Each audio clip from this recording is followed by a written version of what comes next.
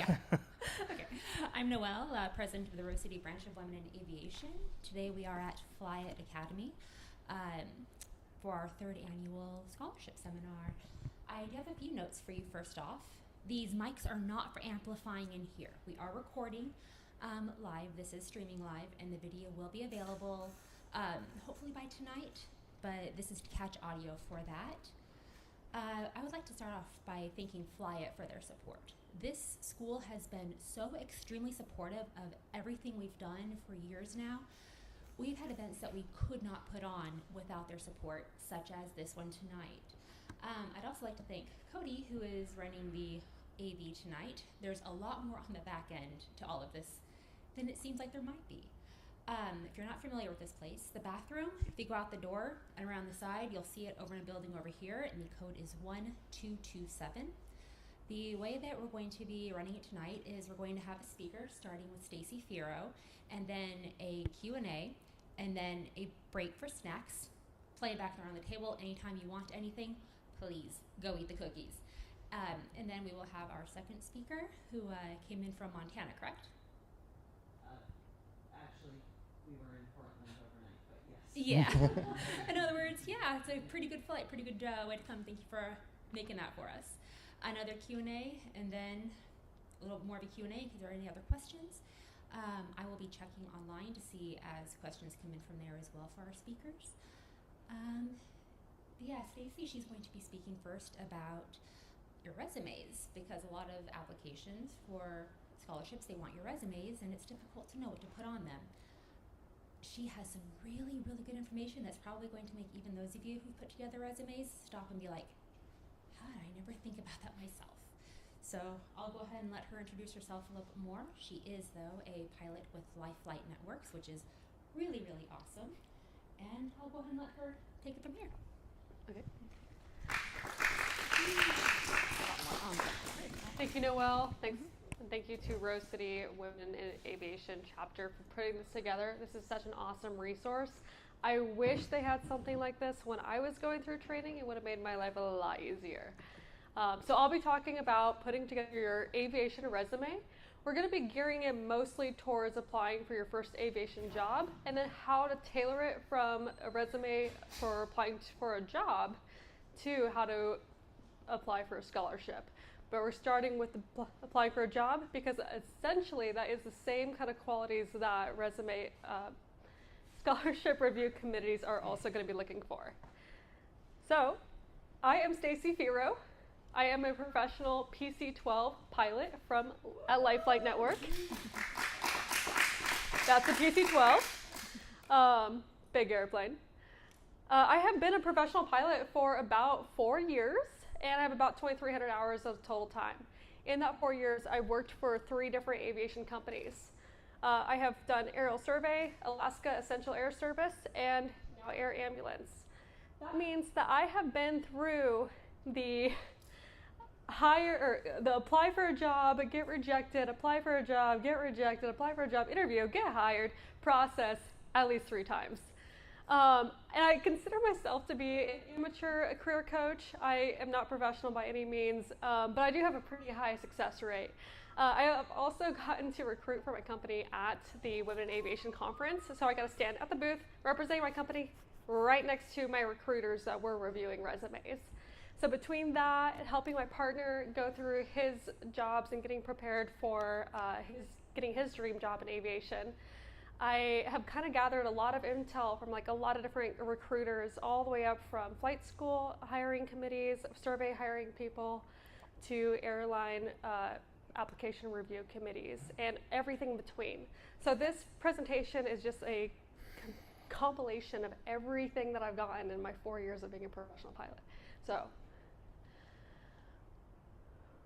So when we're applying for our first aviation job, keep in mind that these kind of jobs are going to be the flight schools, banner tow companies, glider towing, aerial survey companies, fire patrol, skydive pilots, scenic tours, and second in command jobs. What these level of jobs all have in common is usually the owner of the company is very, very involved with the hiring process.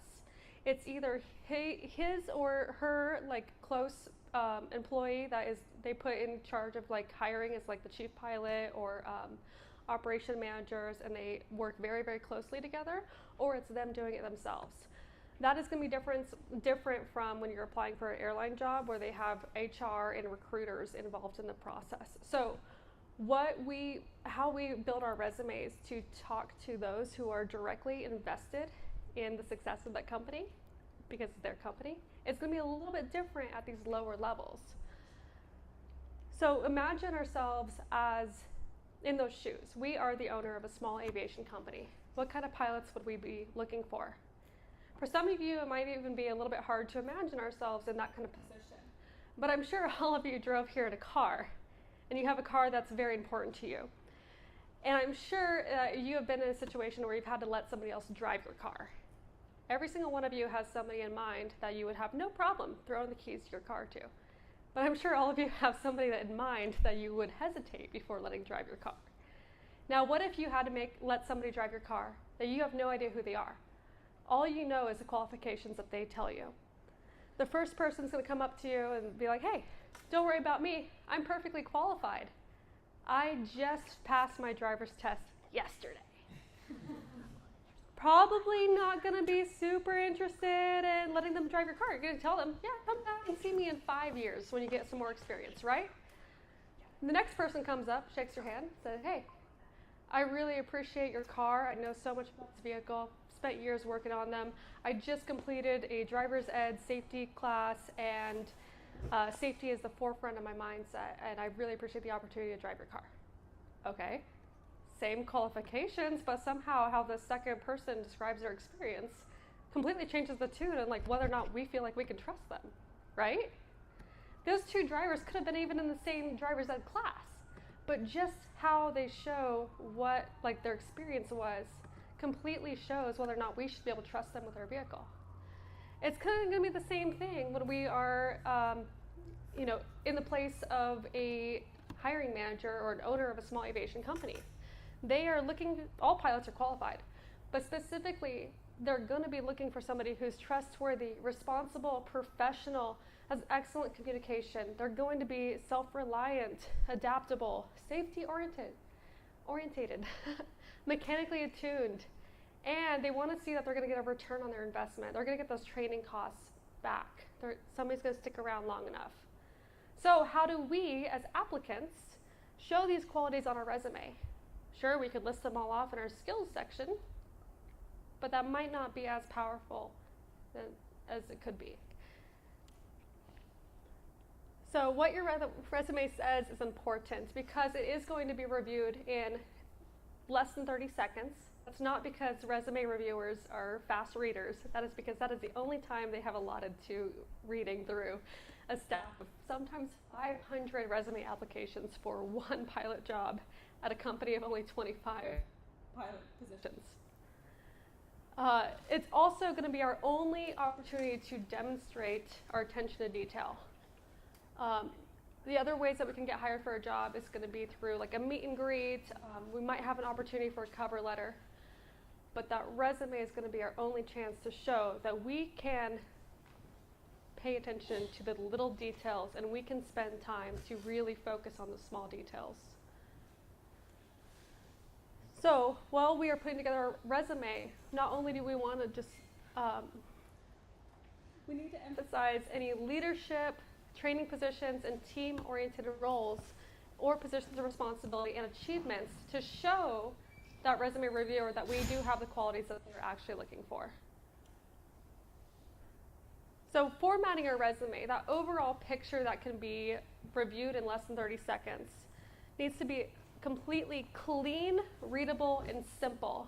This is a little bit different to the pilot job kind of industry than some other professional industries, because this one, the more simple and the more it looks like it was typed out on Word, the better.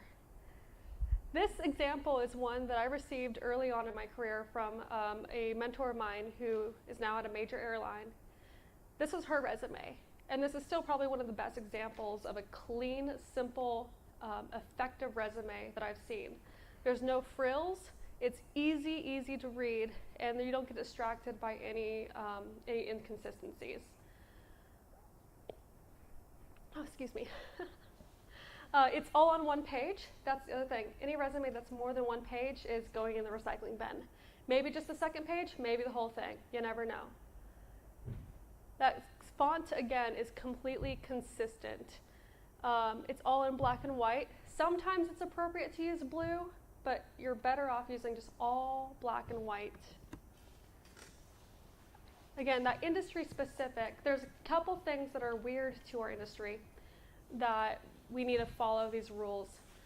The one thing is you'll notice that this example resume has no objective, no summary section. That is perfectly acceptable. It's actually better that way. It's stronger. This is a stronger resume because it doesn't have, hey, I want to be a pilot at your company at the top of the header, right? All right, the other thing is we don't want to see any resumes that use a prefabbed template from Word or Pages or AI. That template messes up the readability of this resume. It will also distract from the information on the resume, and if it's submitted online, it can adversely affect the ability to pull the information from the resume and put it into filters or like those online resume things. So the best thing you can do is just use a standard insert table format and no borders, and just use those drop downs with that. And then bullet points. Use those bullet points to just no excess fluff words, those bullet points just to get the point across on each. Some older resumes that I've seen from like generations of pilots that used to mail in applications, I see like huge sentence paragraphs underneath for their work and job history or volunteer history explanations. And quite honestly, I don't have the attention span to read that. I want bullet points. And I think that's becoming completely industry standard, is bullet points, short and sweet.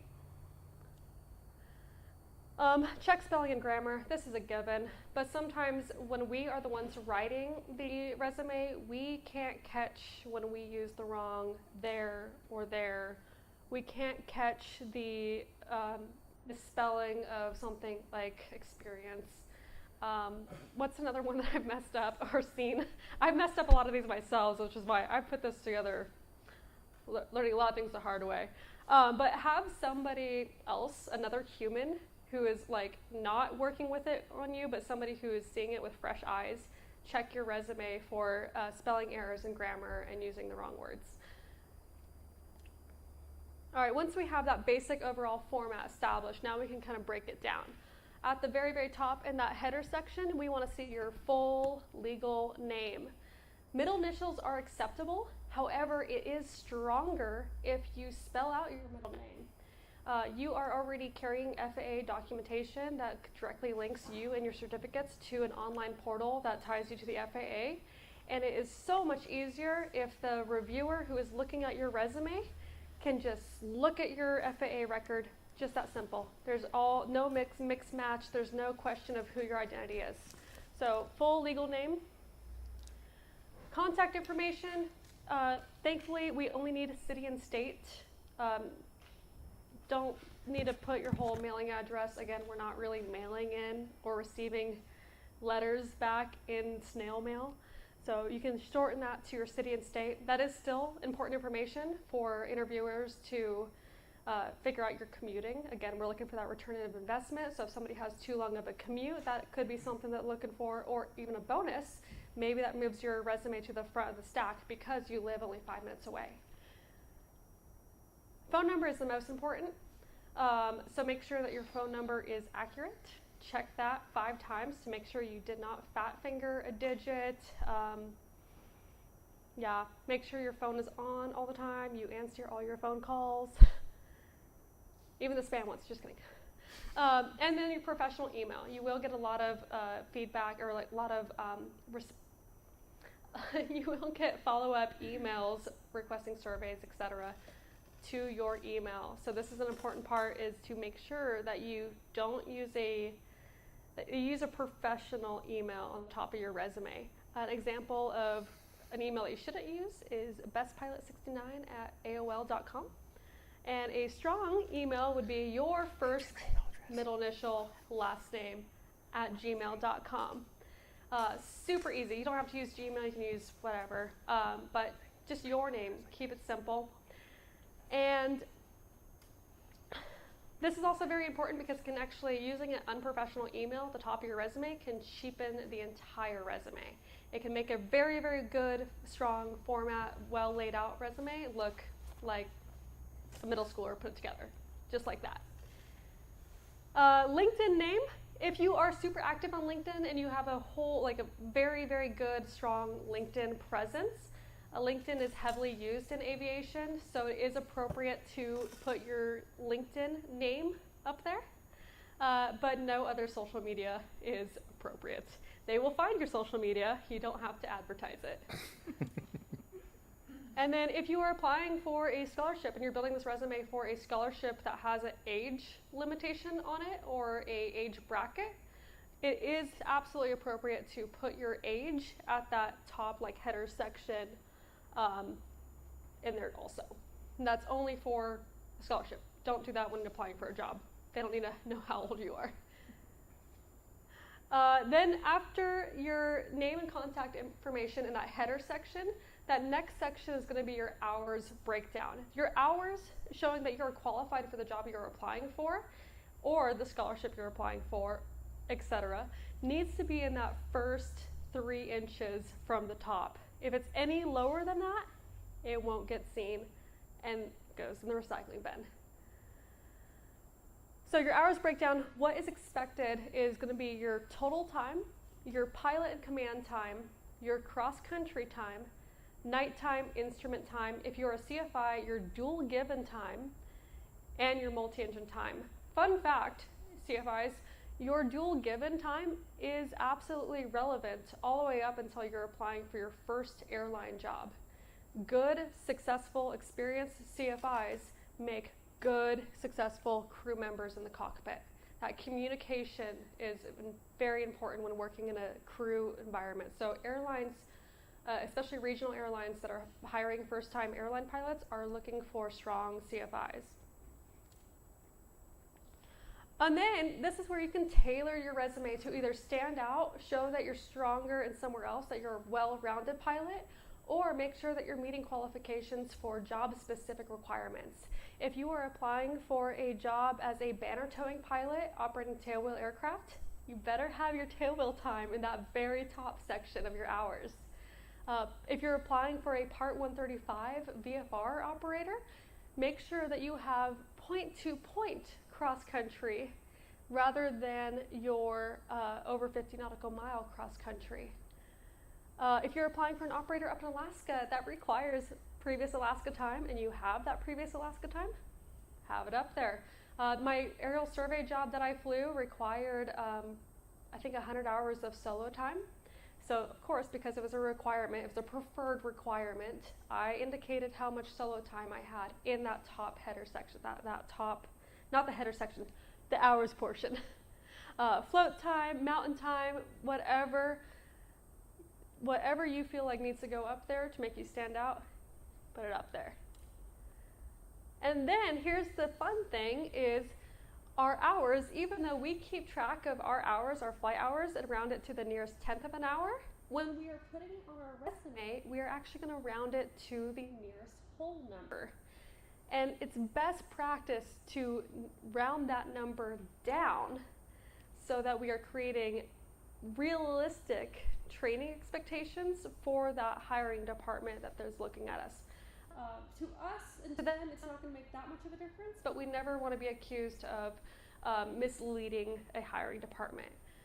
But the exception to this rule is if your time, say you have 100 hours of, excuse me, I'll get to the example in a sec. I'm not too ahead of myself.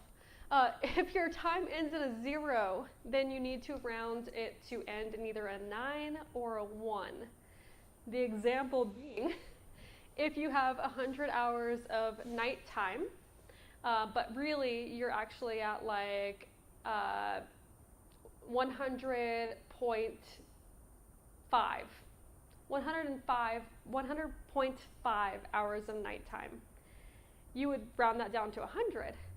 But now if you just have 100 hours of nighttime, there's kind of a guesstimate of like, okay, how much is this rounded? Is this actually 100, or is this applicant have 95 hours rounded up to 100?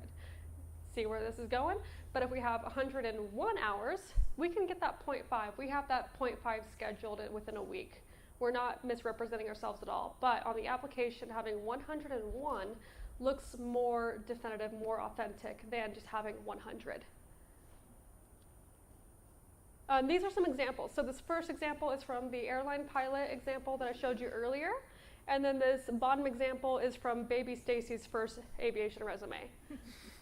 So you will see the top example, the airline pilot had 40 hours of multi-engine. Because it's her only one that ended in a 0, it looks authentic. And then baby Stacy had 270 hours of cross-country time. I probably, if I know what I know now, back then, I probably would have done something better to make that not end on a 0. But that 40 hours looks authentic just because it's there. For some reason, that 270 just bothers me. So, but you never want to know what kind of mood the person reviewing the application's in, right? All right. After that, below that, we're on certificates and ratings. You're going to list your certificates in order of relevance. And try to avoid using too many acronyms. The acronyms are going to be especially important when the application, or the resume is going to be reviewed by somebody who might not be a pilot themselves. This is applicable to scholarship committees and companies that use HR departments and recruiters to review resumes. But it's not a bad habit to get into early on. So an appropriate acronym is FAA. It's perfectly appropriate. Everybody across the board who's in any sort of application review position should know who the FAA is. But instead of writing that you have a private ASEL, maybe you have your private airplane single engine land spelled out, no room for interpretation. Okay, so you're going to start with your pilot certificates. List the rating on each certificate. Remember that if you pass your commercial check ride, you are no longer a private pilot. So don't list your private pilot certificate unless you have a private pilot certificate in a different class and category of aircraft. And then each rating you have on the certificate, your instrument rating, if you, again, have that same rating in a different class or category aircraft on that commercial certificate, you're going to list that kind of in that same, like, underneath it. I'll show examples of that in a second. Your instructor certificates get their own bullet point because, again, make your instructor certificate stand out. And then your ratings under that. If you're an instrument-rated instructor, multi-engine rated instructor, those are ratings. Your FAA medical is a required certificate, and you need to include your class. And these are the same if you're applying for a scholarship too. If you don't have a certificate yet, that's why you're applying for a scholarship. You might have your student pilot certificate, and I bet you it's probably a requirement for the scholarship you're applying for. So student pilot certificate goes at the top.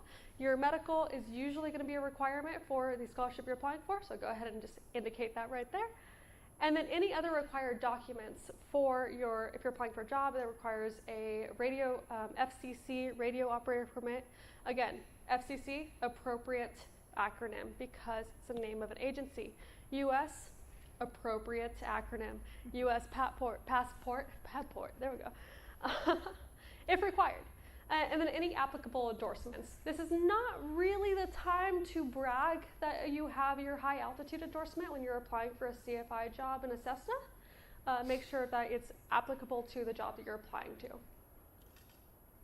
to. Written tests. If it is required, this is only if. If you are applying for a scholarship for a certificate that requires your written test to be completed, this is where you're going to want to list that you have passed that written test.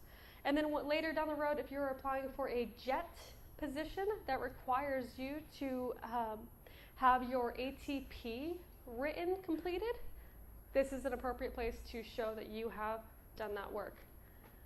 And then last but not least, if you have your ground instructor certificate, these are the bragging rights that you get to put on this section. And these are some great examples. Again, we have the professional airline pilot example. All of her acronyms on the ratings on her commercial certificate are nicely spelled out and legible. Flight instructor, instrument, like beautiful, fantastic. You have baby Stacy's example that somehow did get me a job, but there are some things I want to note. I don't know why baby Stacy thought it was really impressive to put the dates completed. Nobody's proud of me getting my certificates yesterday. So don't do that. And then also, I was really uncomfortable about my passport not physically being in my hand yet. I think that was also unnecessary. So other than that, good bullet points, nice and clean, order of relevance.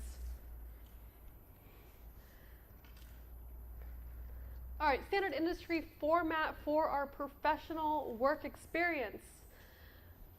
We're going to keep our work experience in chronological order. This is the nervous part, right? Because we are putting this together having no prior aviation pilot experience. What do we put in here? That's okay. It's completely normal, and the hiring departments that are hiring for these type of positions are used to seeing no prior professional piloting experience. That is okay. You're not alone. But what you do put in here makes a huge difference. So, in no particular order, just kidding, this is important. The most important thing you can put here is your industry-related work history. If you have held any job in aviation, such as you worked line service, you were a flight attendant, customer service, aerospace engineer, aircraft sales, dispatcher, meteorologist, A&P mechanic, just to name a few. There are so many other aviation-related jobs out there that are worth noting. Fun fact, being an A&P mechanic, there is a recruiter that I spoke with briefly that mentioned she was a recruiter for a major airline and a very, very large Part 91K, to name a few. She's, I'm sure, a recruiter for several other companies. But when she saw any sort of maintenance experience, A&P experience, anything mechanical related, she moved that resume to the top of the list. Because, again, as far as mechanically attuned applicants, you know, getting that return on the investment, who's going to be less likely to break an airplane? Somebody who's been working on them. So these are really strong bragging points. You have some sort of diverse experience and expertise in these backgrounds that do make you a stronger pilot, especially flight attendants. Oh my word. Nobody's nice enough to flight attendants. Anyway. And then after you go through that, if you don't have any previous aviation industry related work, look at your previous work experience in any other industry that highlights leadership, training positions, team-oriented roles, achievements, safety mindset, or in positions of responsibility. Those positions of responsibility I kept separate from leadership or training positions, even though they usually go together. And the reason why is because my partner, what we ended up putting on his resume that ended up making a huge difference in his interviews was the fact that, I forget what term we used, but he worked line service throughout flight school. And line service is, you know, it's line service. It's usually everybody's grunt job. But he was the call-out guy. He had been trusted by the FBO owner to take home keys to the building and the work phone and answer his phone at 3 a.m. to go fuel up the medevac plane that needed, you know, fuel at like 3 a.m. Like, that is a huge position of responsibility. And that is, again, having that on the application, showing that previous owners have trusted him with that much responsibility, shows that he's a trustworthy person. So that's an example of a position of responsibility that might be different from leadership and training. Oops, I missed a big one here. don't include any work experience that is controversial. And this is always a fun one because that means something different to everybody. What is controversial? What the heck? I have some funny stories about that one that we'll get to a little bit later. Actually, I just learned that to recruiting departments, recruiters or HR departments hiring for larger airlines, having anything motorcycle related on your resume is controversial. It will be the first thing to get your resume thrown in the recycling bin. However, when you're applying for a job to a flight school owner, he's not going to think that's controversial. He or she, I'm hoping, they're going to see that as, oh my goodness, possibly safety mindset, is possibly mechanically attuned, so possibly some other technical aptitude related to that motorcycling. Hopefully, again, this is what I'm telling myself. But we go through, so there's different levels of controversial or meanings of controversial.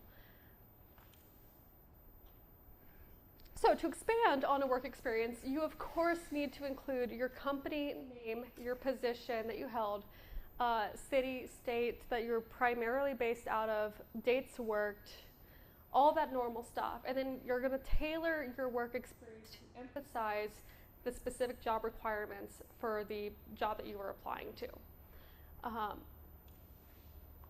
And then make sure to include aircraft types. If you did have a job previous as a pilot, flying certain types of aircraft, make sure you have that indicated somewhere else.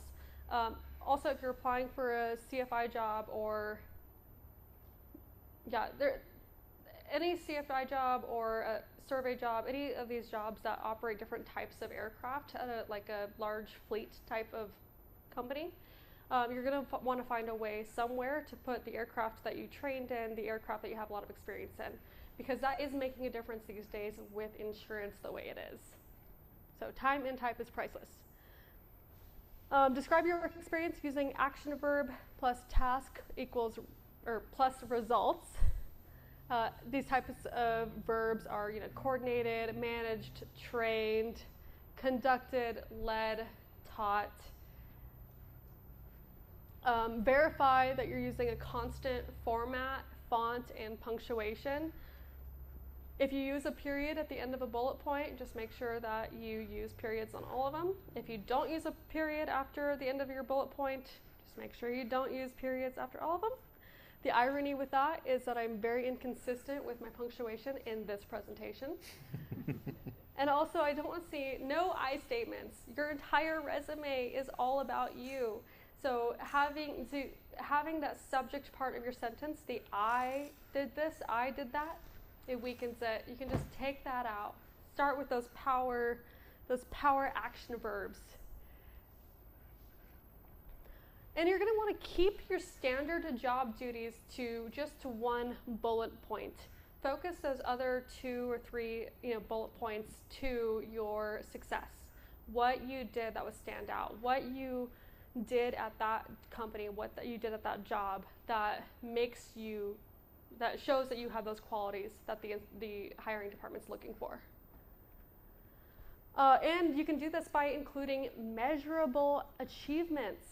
For instance, if you were a CFI, you could use a bullet point to say that you had 25 check write endorsements with an 82% pass rate. Whoa, that paints the really good picture of how good of a CFI you are. And good CFIs make good crew members. And then depending on your background and your experience, you can, when you're applying for these first jobs and you don't have a lot of aviation related background, you can switch where you have your education and your work experience if your education is more relevant. For instance, if you have a degree in aviation, but you've never worked an aviation related job before, just put that education right there, education over experience. And I'll show you an example of that in just a sec. Oh, here we go. Okay, so baby Stacy did exactly that. So education, had an associate degree from Portland Community College. I put my 4.0, bragging rights. You should only put your 4.0. Oh wait, that's next slide. And then experience, this is where I had to get creative. And turns out both of the types of experience I had previous to being a pilot were controversial. So lead instructor at Team Oregon Motorcycle Safety. Okay, to me that was showing leadership, safety mindset, all those things. And I did get hired with this resume, so maybe the person that hired me with this resume also saw the same thing. And then I also put that I used to sell cars. And the reason why I put that was because I was in a training position. I was training other salesmen on technical knowledge and regulatory compliance.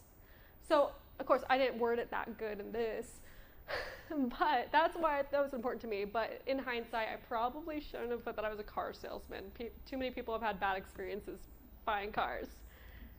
Anyway, on to education and training. So with the education portion of your resume, you're only going to want to include higher education unless you only have high school education.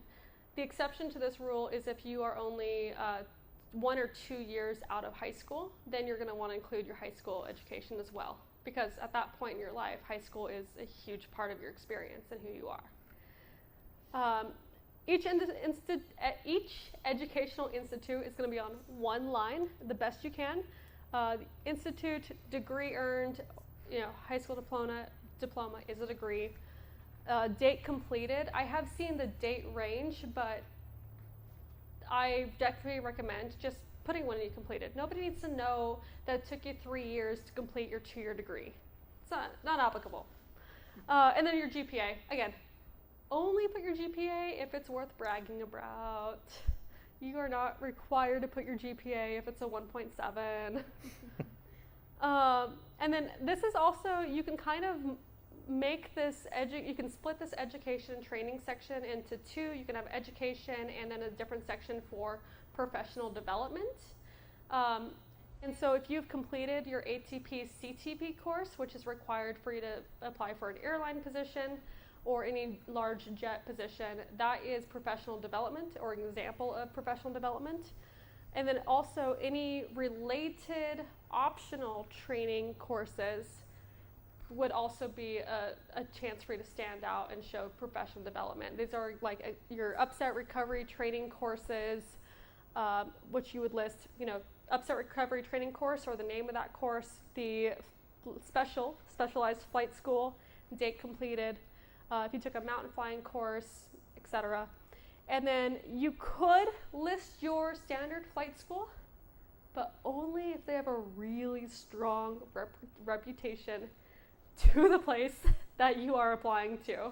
Again, this becomes very controversial with the whole 141 versus Part 61, and so just tread carefully with that. You do not have to put where you did training if you don't think it's a selling point. And then after that, we get to the fun stuff. Volunteer and achievements. This is where everybody gets to have fun in their section. And honestly, for the recruiters, this is where they have the most fun reading. This is after you find that the applicant is qualified. They have the hours, they have the certificates required, they've done something related work experience-wise, and then now we get to dig deep into seeing what kind of person this person is. Is this somebody that we want at our operation? Do they fit the vibe check, Do they pass the vibe check? Wow, there we go. Fit the vibe, pass the vibe check. Anyway, with your volunteer experience, you definitely want quality over quantity. Your volunteer work does not have to be aviation related. However, there is a little bit of a benefit to being aviation related because you get to meet aviation professionals when you are involved in an aviation related volunteer activity or organization. That being said, remember you're always being watched. A funny example of this is if you go to a antique aircraft type fly-in, don't become completely belligerently inebriated and talk smack on all the airlines pilots' airplanes. It's not a good look in the industry.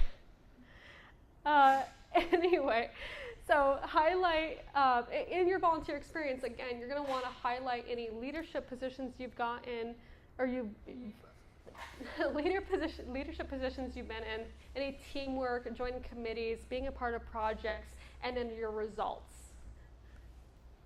And then also, you can separate your volunteer work or have them together separate your volunteering from your achievements or have them together however it fits you.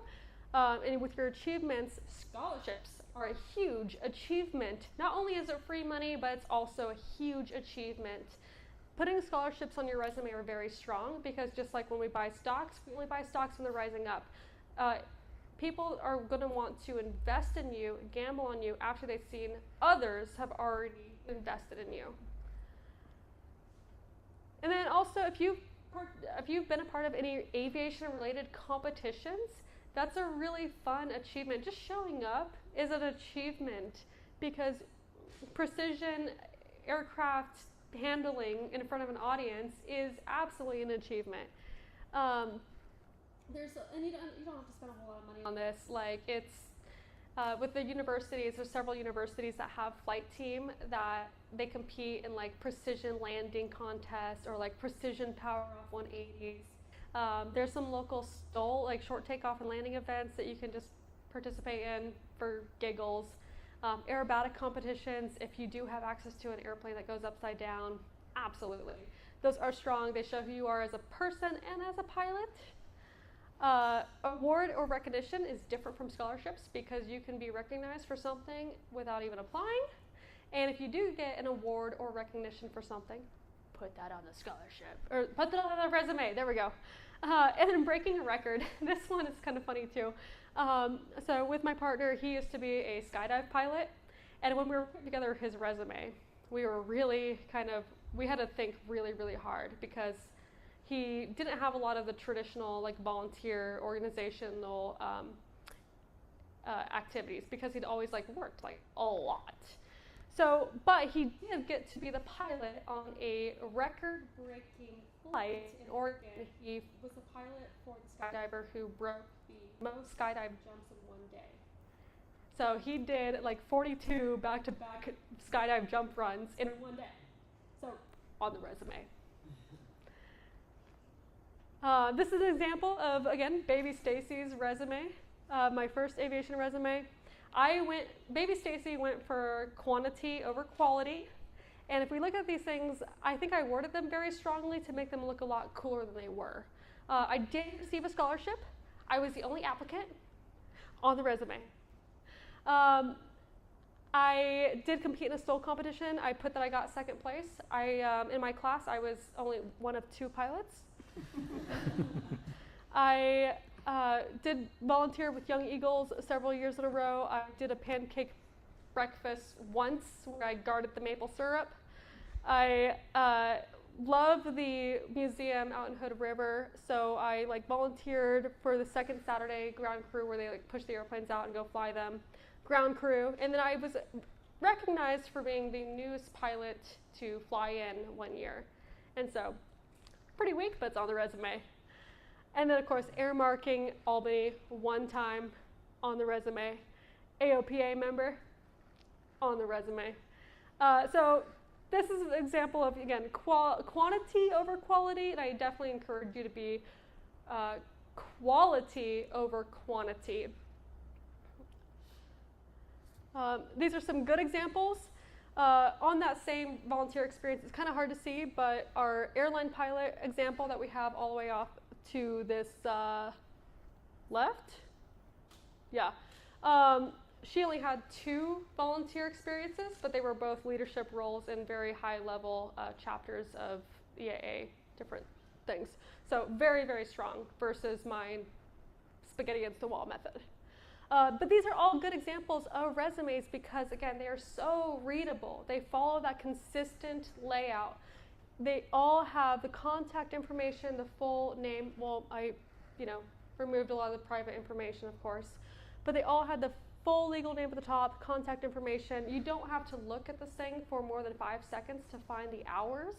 And then the licenses and certificates are directly underneath them. So we can answer that first question. Is this person qualified? immediately, 5 seconds. 10 seconds, what kind of work did they do? Okay, flight instructor, whatever the heck Stacy did. Cool. And then we can spend most of the time in that volunteer section of what kind of person they are. So and then we get into the resume don'ts. Don't have a picture of yourself on your resume. In some industries and some cultures, that is appropriate. In aviation, if you, literally the chief pilot of the company I flew for in Alaska said that if he saw a picture on a resume, it was recycling bin. Don't use a template or AI. Talked about that a little bit earlier. No I statements. Don't list your social media following. True story. I've seen that, and it doesn't matter how much of an influence you are, that is not the leadership that a flight school is looking for. That is almost more risky to be bragging about your social media following on your resume, because that's almost telling the flight school owner or that company owner that you're going to be on your phone videoing while you're flying to an unsafe amount of time. Don't add anything controversial. No more than one page, and don't use a color. Keep it black and white. If you do choose to use blue, that is the most acceptable color you can use, but you are still taking a gamble. These are some examples of weaker resumes. Of course, they look a little bit messier just because a lot of the information, the personal information, has been redacted. That being said, with all of these resumes, we have to kind of search. We have to spend time to look for the hours. After we find the hours, we are kind of searching around, trying to put this together, and quite honestly, a review panel is not going to spend the time. This is just going to be put off to the side. Creative resume builders. Again, when we're starting out, it's so hard to figure out what kind of experience can we put on our resume. So again, that volunteer and organizations, affiliations, however you want to word it, section is where we can tell the interviewer about who you are. So make sure it reflects who you are. Find out what drives you. If you are super outdoorsy, I highly recommend checking out the Recreational Aviation Foundation. If you like working with kids, there are, of course, the EAA Young Eagles program. There are several high school STEM programs that you can volunteer with and get involved with. And then, of course, you can be a part of a community Big Brother, Big Sister program. If you like history, volunteer at a museum. There's so much fun. You get to learn so much. But the point is, if you like dogs, aerobatics, homeless, knitting, there's something for everyone to get involved and show your passion. Do something with your passion that helps others, and show that you're the kind of person that possesses the qualities that the interviewers are looking for. And then for scholarships, don't be scared to apply for scholarships for specialized training. Specialized training is an awesome way to take a break from the normal grind and refocus yourself and remember that you love flying, because sometimes when you're deep into it, it is hard to keep going. So taking a break to do some specialized training, especially if it's free. If you get a scholarship for specialized training, that is a win-win. It is a huge achievement, and even being a finalist is an achievement. It's on the resume. I have a resume that definitely shows that I was a finalist for a very competitive national competition. Or not competition, felt like a competition. Finalist for a national resume, or national scholarship. Woo! Anyway, so also extra training goes on the resume and shows well-rounded piloting skills. It shows that you went above and beyond what it was required to make yourself stronger. These are, aerobatic training, upset recovery training, tailwheel training, seaplane training. Even there's a lot of scholarships available to get a type rating, like for a jet or a PC-12 or something cool like that. And then also remember to have fun with your resume. Follow that format, but outside of that, you can kind of do what you want to really show who you are. Hide Easter eggs throughout your resume that can start conversations about your unique interests. A really funny example I saw about this was a pilot applying for a regional airline position put that he had 6 hours of J3 Cub on floats time in his main hours breakdown to go fly a jet for the airlines. But it worked because it stopped that recruiter from just passing it on to the, okay pile to the, oh, tell me about this. So don't be scared to do, I wouldn't recommend exactly that. That's a little bit pushing it, I think. But feel free, look for ways to make yourself kind of stand out a little bit and get creative with it. If you have absolutely nothing, no achievements, no organization, can't join EAA or anything like that, you can absolutely go online to the FAA Fast Team program, sit down, do some online courses, and get yourself a Wings credit. That is an achievement, that is professional development, and that is cheaper insurance. So if you're doing renter's insurance or whatever, that helps with that too. Also cheapens your CFI insurance. So the Fast Team program is a really great way to get something to put on the resume and also just help you out in general. If you do join a club or organization, don't just pay your dues and show up to a meeting every now and then. Get involved, join a committee, volunteer, be a part, figure out what you're good at and do it. Finishing touches, I'm almost done. All right, this is a really fantastic template that is available on a professional career coaches service for free. It's ravencareers.com. This template is pretty great because it allows you a lot of ways to customize it, but also being a template, the structure is exactly what is industry standard. The only difference from what we talked about is that the total time breakdown and the certificates are in the same section. They're like lateral for each other, but that almost works better when we are a little bit lower in some places. When we don't have as much to put there yet, you can kind of put them at the top where they're still exactly where they're supposed to be, and they're easily readable, and then you can use the rest of your resume to show what you want to show. All right, so again, proofread, have somebody else look over it. Save that file as a PDF. You never want to you never want to submit an editable file because you never know if the program that they open it up on is going to completely distort the format and the wonkiness. And then also you're going to want to rename your file to your last name resume. So many companies that accept online applications, which I think is all of them now, have like 50 million jillion resume saved on the computer, and they can lose track of who you are and where that file is very easily. If you have your last name and your resume saved as the name of your file, it makes it a lot easier for those hiring managers. If you're going to print out a resume and hand them out at a conference or go door knocking or anything like that, go ahead and print your resume out on heavier paper. 24-pound or 32-pound. It feels good in the hands. It gets people's attention. It means shows that you mean business. And also keep that in a protected folder. Nobody likes a wrinkly resume. It shows, again, lack of caring, no attention to detail. Yeah. Okay, I'm done.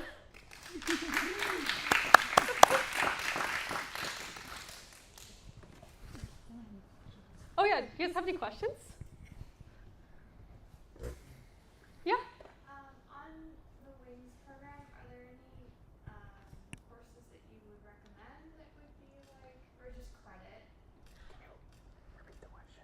Oh yeah, so the question was on the FAA Wings program, was there any like courses I would recommend? The short answer is I haven't actually done it. Yeah. So I don't know, but if you find one, I'd love to hear about it. Okay. Anyone else have any questions?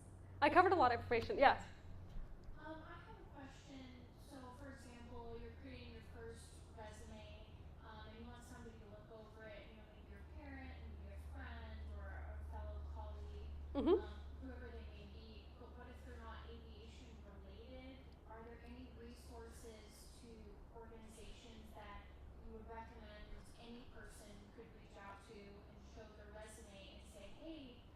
you rate it? Yeah. Tell it. Yeah, absolutely. So the easiest one, and they're going to be most likely to not be mean to you, is if you're involved with a local chapter, and you can find somebody through Women in Aviation, the 99s, EAA, anybody local that is in aviation is in the industry. Better if you find either a scholarship committee representative, even if it's for a scholarship that you're not applying for, or a professional pilot, or et cetera, to review your resume. If you don't have that available, you can. There are professional aviation pilot resume writers that are online, and I was hoping to get those darn references, but if you go on Facebook, all those groups, there is a couple of groups that have a lot of resources. Airline pilot interviews is a great group to join, and then if you just search on that group resume, there's a lot of feedback and there's a lot of resources. If you are female in aviation, then which most of us are. Oh my goodness, this group is fantastic. It's like a women in aviation event or something. Sorry. So Lady Aviators is a really awesome group for pilots, and there are several professional resume builders that do post on there frequently. You can post your resume and get ready for it to be shredded apart and take everything with a grain of salt, don't take anything too personally, and don't just think that one person is completely right, because who knows. But there are professional resume writers that are active on those groups, and they will either offer you their services at a relatively cheap fee or provide good feedback. Does that answer your question? Yes, thank you. Okay. Anybody else? Yeah. So if there are massive gaps between, let's say, doing something aviation related years ago, and then you did something completely different outside of aviation, then you come back to it as a pilot, is it important to include kind of what you're doing in work experience? So they're not wondering what you did for like 7 or 8 years in between these different time periods in your life? Yeah. So okay, that's a great question. I'll restate it like I just told you. So the question was, if you have a large gap in your aviation specific experience, is it appropriate to show that large gap on the resume, or do you need a filler to show what you had on there in the meantime? And the answer is yes, because you need to show recency. And that is a battle that I have not personally experienced. I do have several friends that took like long periods of time away from aviation to raise their family or pursue something else, and then had to get back into it. And it seems like yes, if you left for like professional reasons, like to go into a different industry, you should have that, and hopefully elaborate on leadership, teamwork, responsibility, etc. in that to kind of show that lapse. But it can definitely be summarized. You don't have to show every single detail of it, like line by line. It can be summarized to kind of explain that gap, but without clouding or taking away from the rest of your aviation experience. Yeah, does that answer your question? Yeah. Okay. Yeah. Would you include seasonal positions as well, like a de-icing agent, even if it was short, and then you decided for whatever reason you didn't want to go back to doing that, or would that be something not to include? Okay, so the question was, would you include a seasonal position in aviation, such as de-icing agent, even if it was short-lived and you didn't go back? I would say, in general, probably 3 months or less, and no positions of responsibility. You can leave that out. I did point this out, but on my experience of Baby Stacy, you didn't see Baby Stacy working at Starbucks during flight school. No Baby Stacy working as a bartender during flight school. Those are non-aviation related, but those were jobs that, even though they might have explained a little bit of lapse in my work history, left those out. So yeah, that's a fair point though, because that is aviation industry related, but is it the strongest? Yeah, best judgment on that for sure. Anybody else? Yeah. I have 2 questions wrapped into one. Okay. The first part of it is the jobs that you applied to in aviation and got. Did you know somebody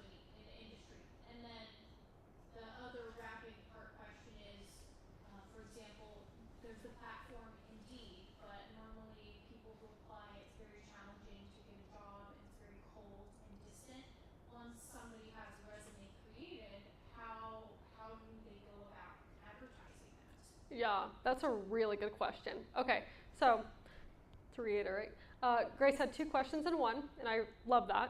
The first one was, shoot, forgot. Just kidding. Of my personal success in aviation and applying for jobs, did I get those? How did I get those jobs? Did I know somebody, or did I apply to a posting online? And then the second follow-up question was, are any companies like Indeed or such, would you say like,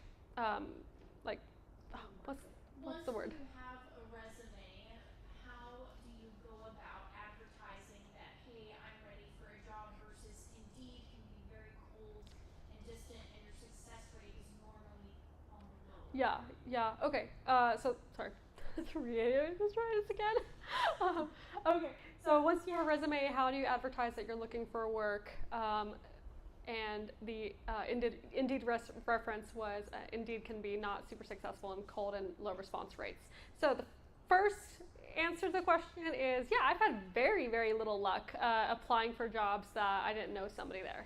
All 3 of my jobs all 3 of my jobs in aviation I did get because I had an internal reference.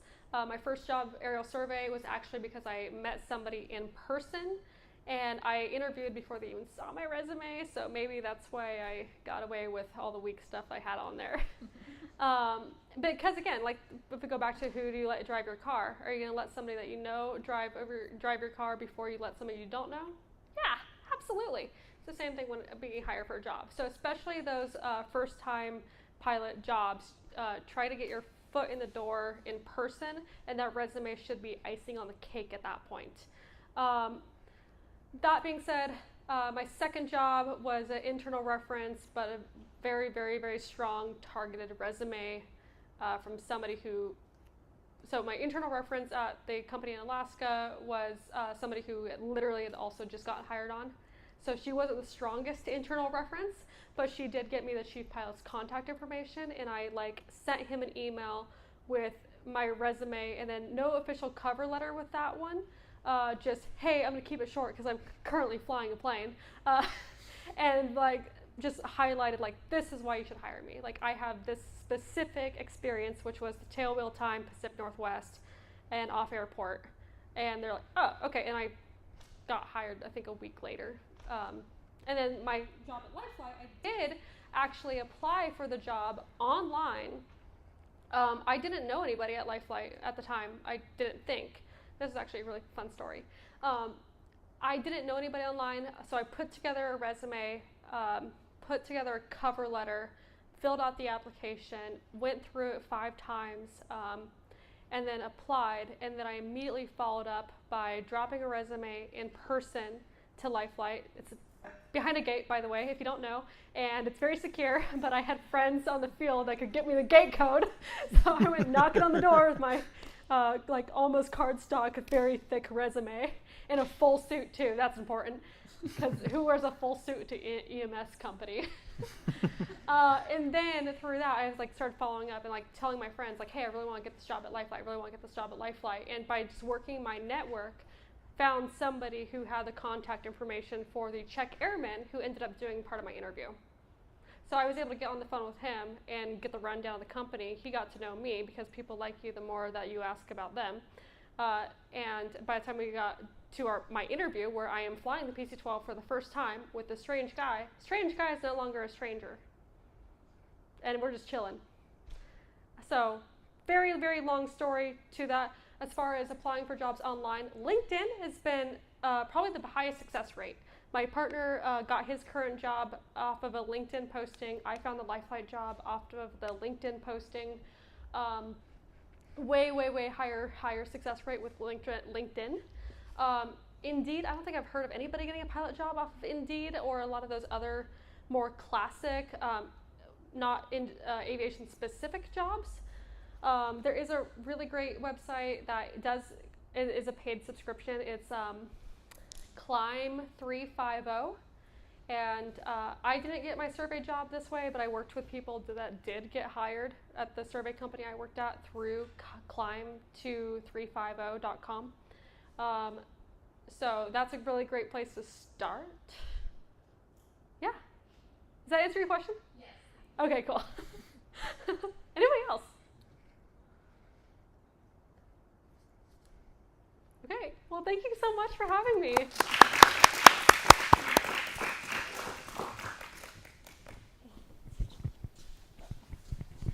I think I saw everybody nodding at least 3 or 4 times during that. Told you there's a lot of really great information that none of us have ever really thought about, but is great to know. I do want to add, who was it that had the question about wings? I've done dozens of those, literally. I would suggest on that, finding one that is relevant to whatever it is you're applying to. If you're, applying for something that has to do with still getting your PPL, doing something that has to do with, commercial experience down the road is not going to be very helpful at that time. So whatever is relevant to that, probably sticking to the bronze or silver levels. Those are the easiest ones to get. If you go on, I believe it's faawings.com.gov, just Google FAA wings and you'll go on there and see the silver and bronze ones are ones that you can do online pretty easily.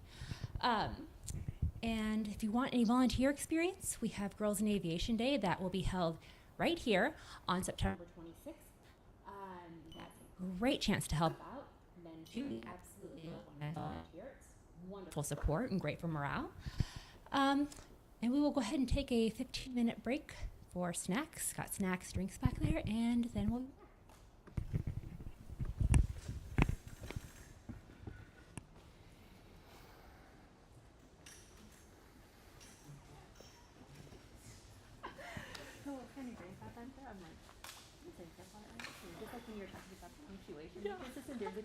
It looked like it was a demonstration of that. Oh, perfect. Such a good job.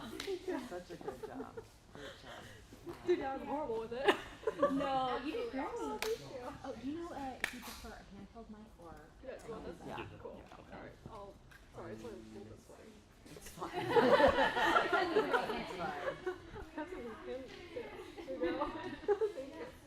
Yeah, and then and for you. Pleasure to meet you. What brought you here today? Oh, Amazing! Yes. Oh, and then do you know where? Did you fly in? No, we were going Yeah, to, it's but like the weather here. and smoke, probably. Yeah. not down here. Look at you just to decide to make sure that they can't hear okay. Yeah. Or will you? No, I'll introduce myself, but thank you. Yeah, it kind of is, but it's well, good. I'm so happy to meet you. And I heard she was bringing a friend up. So I was like, oh, that's cool. What is it you're covering again? I'm bringing some friends here. Ready Well, scholarship back. I'm working on my instrument rating. Application I got my essay. private Yes. at Pearson. That's a good I'm one. considering possibly, when I say working on my instrument rating, I've been applying Yeah? for Yeah. If you want to look at it, I'll put them up there Oh, really did quick. they have to? I don't want to, everyone else to see them. Let's see. What is going to be?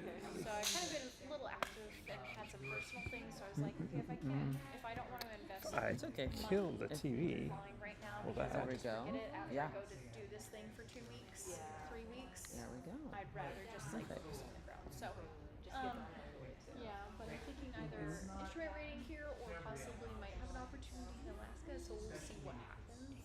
Yeah. If the opportunity goes through in Alaska, like yeah, ship all this stuff out. I'm not Please, coming back. Dude, that should be pretty cool. What do you think that you're gonna do up there? I love your plane so much. Thank you. Me too. Me too. I like taking it places by myself. Okay, they're all there. Thank Okay, you. perfect. Yeah. No, it says eye-catching and fun. I don't like just, something that says plain, boring, gray. It's like, give it Yeah. personality. Yep, that's the thing. Yeah. Depending on some people, Okay. like, okay, kind of. Sounds good. Well, I'd probably go off and add a bunch of glitter and then make him roll his eyes at me. No.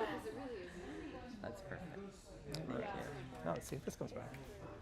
But the flight school is a Christian organization that So cold to me. Oh, is it cold to you? Oh. I like the hot one.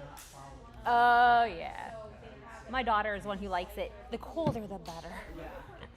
Yeah. She's 16 and a half. program. It's all year round. We have 2 different airport locations that they like travel to one during the summertime and come back to one in the winter. So they do drop off places. So it's not like, oh, okay, no, it's like, okay, let's make sure, because they want to make sure that's your true end goal and not something who just wants to go to the airlines and maybe get like a slightly cheaper rate. Yeah. Because you can live on site and stuff. Oh, okay. And they'll do your laundry, you know? Yeah, it sounds kind of nice. So I'm really hoping that me volunteering, I'm leaving August 11th. I'll volunteer 2 to 3 weeks up there. Okay. Just like scrubbing floors, doing people's laundry and stuff for the school, and just maybe helping with the cooks. I don't know what to expect. Yeah. But it's kind of like I'm checking them out, they can check me out, and you know, I can ask questions. Something you always forget, I feel like, when you are trying to go to work for a new company, is like you're kind of emailing them too. Like, just the Absolutely. you want to do. Yeah. So that should be pretty interesting. No, I'm really excited, but I'm the type of person where I'm like, I don't want to get my hopes too high and then nothing happens. So. Yeah. No, that's just keep your expectations low. Yeah, absolutely. Yeah. But what about you? What do you want to do? Alaska bush pilot sounds pretty sick. But honestly, I think commercial is like the end point. But Like I want to do everything up in between. Like, there's so much you can do in aviation. Oh yeah. Yeah, like I kind of just want to do it. That's stuff I want to do. Yeah, seaplane for sure. Definitely glider. Ooh, glider? Yeah. I'm scared of gliders, honestly. It's really fun. actually. It's not that bad. It's very peaceful and it definitely like challenges you as a pilot and you get like really good stick and motor skills. So, I don't know. I'm just trying to be like the best pilot I can be, do everything that I can, and just get all the experience I can get. So wherever that takes me, we'll find out. But I think bush piloting is like Oh, yeah. The ruggedness, the beauty. yeah, I was in Alaska or just some random island somewhere. Like, Yeah. I've met some, like one lady, she's like, oh yeah, I was in the Caribbean for a couple years, and that was my first job. I'm like, that was your first job? yeah, it is. I think the way her story went is she had somebody she knew, and they were like, yeah, you can volunteer and help out. And then slowly they kind of realized she was a pilot. She's Yeah. like, I can chip in. Yeah. Like, it's kind of the thing where you don't advertise yourself a ton, you just like show your work ethic Yes. and show who you are, and it slowly comes out. Yeah, I think that's better too. Yeah. Yeah, that's like bragging and kind of like expectation of Yeah. getting a job. Right. That's the only reason I'm coming here. Right, exactly. It's more like, no, I'm just here to support what you guys have going on. Yeah, exactly. Oh, that's so cool, though. Seriously, yeah. So, what do you have right now? Oh, I'm like student baby. I have like 25 hours. Oh, dang. Yeah, I just soloed in May for the first time. So That's that was pretty awesome. cool. Yeah. So yeah, we're gonna start working on country stuff and just getting everything going. Is Stacy your CFI? Yes. So cool. Yeah. Yeah. It's pretty awesome. How'd you guys meet? Well, she's an independent out of McMinnville. I was gonna take lessons from Rob Marine, who's also he's also based in but she recently got her CFI. So she's like, Great. here you go. Oh, so you just knew? Yeah, Cool. yeah. And my dad is also a pilot, so he kind of knows. Yeah, the industry. So it's kind of nice to have him and be like, hey, person, go talk to them and figure it out. But, yeah, so Oh, yeah, that's cool. I love that for you. I'm glad she's an amazing person. she's so great. She's so I was so happy. I met her this year. I met her this year in March at the Women in Aviation conference in Dallas, Texas. Oh, So it was kind of weird when she's like, oh yeah, I'm flying out of Aurora. I'm like, I'm from Portland area Yeah. too. So, yeah. yeah, and I feel like we got a really good aviation community out there. Absolutely. Yeah, Also, you guys kind of actually look like sisters. Really? Yeah, you do. Guys, maybe it's me. Pranker, prank people. Yeah.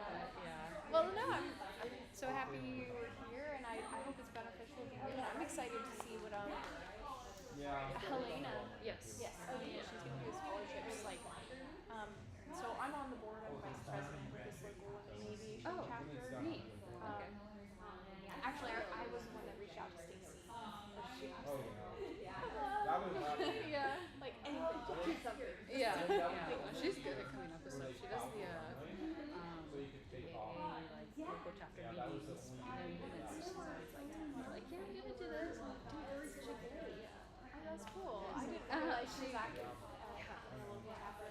Those are the pilots I love. Where they're like constantly staying in aviation. Yeah. Versus like you get the pilots where like it's the job and then they just kind of do whatever random thing in their personal life. Which no shame, but I'm more fascinated by people who still take it. Because you can tell there's something. You have people take compassion that It spreads too. and it makes them a safer pilot. Yeah. Oh, I didn't check the time.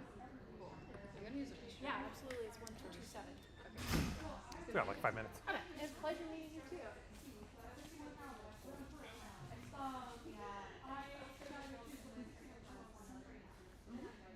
far, so good. And so we had 8 people doing the seminar and 16 total of us. Not bad. I keep getting knocked on and off. I'm also connected through my phone right now.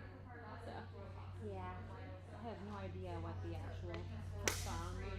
I'm totally gonna watch this video in the future. Yeah, right? Like, I'm gonna re-go through all my resume, and I saw Helena's slides, and this is some good stuff here. Yeah, right?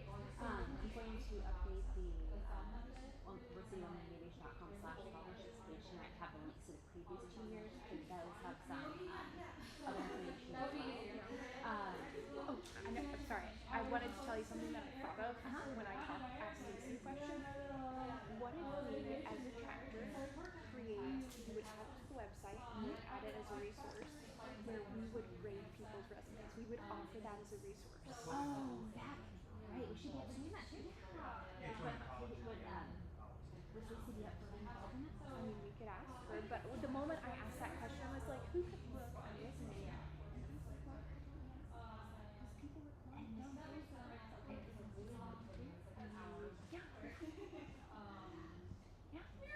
And that's what I thought. We should create like a little corner, like a little panel area. Be like, we will grade your resume, but like we could set up an in-person meeting, and then if these things were wrong, or we're like, tell us more about, tell us more about yourself.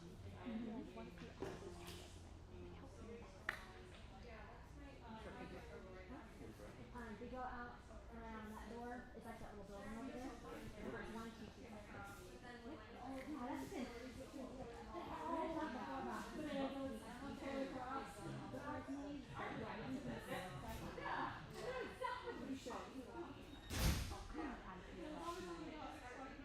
I thought of that all the time. I was like, I would do that if I were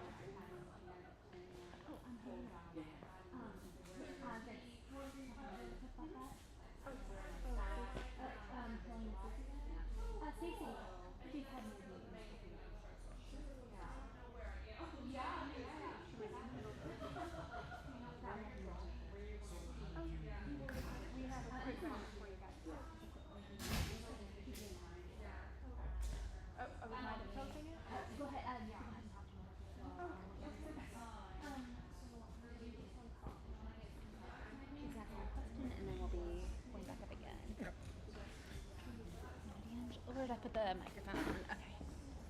You turn it off. Yeah. You know, I've been turning it off on and on as I'm talking. No, I said I've been turning it off when I'm not. Oh, okay. Yeah, she asked me a question, and then we were on the cover here.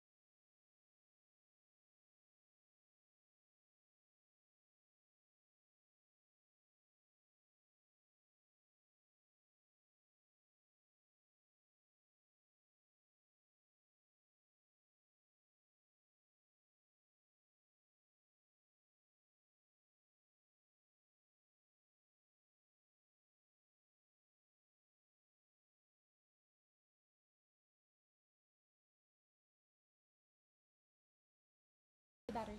Yep. Hey guys, we're gonna be starting back here in just a second.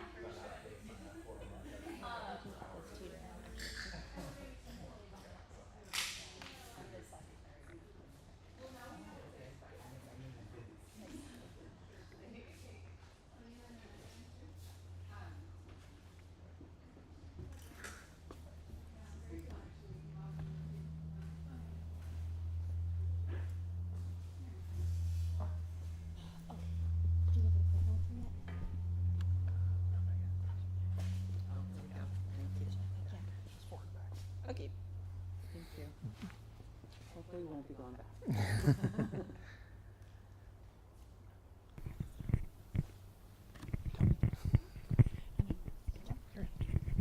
All right, welcome back. Next up, we have Helena D'Angelo, who will be talking about what was that? Scholarship application. Oh yeah, no, I thought someone said something else. Okay, yeah, we have Helena D'Angelo coming up next, who will be talking about applications and everybody's favorite topic, essays.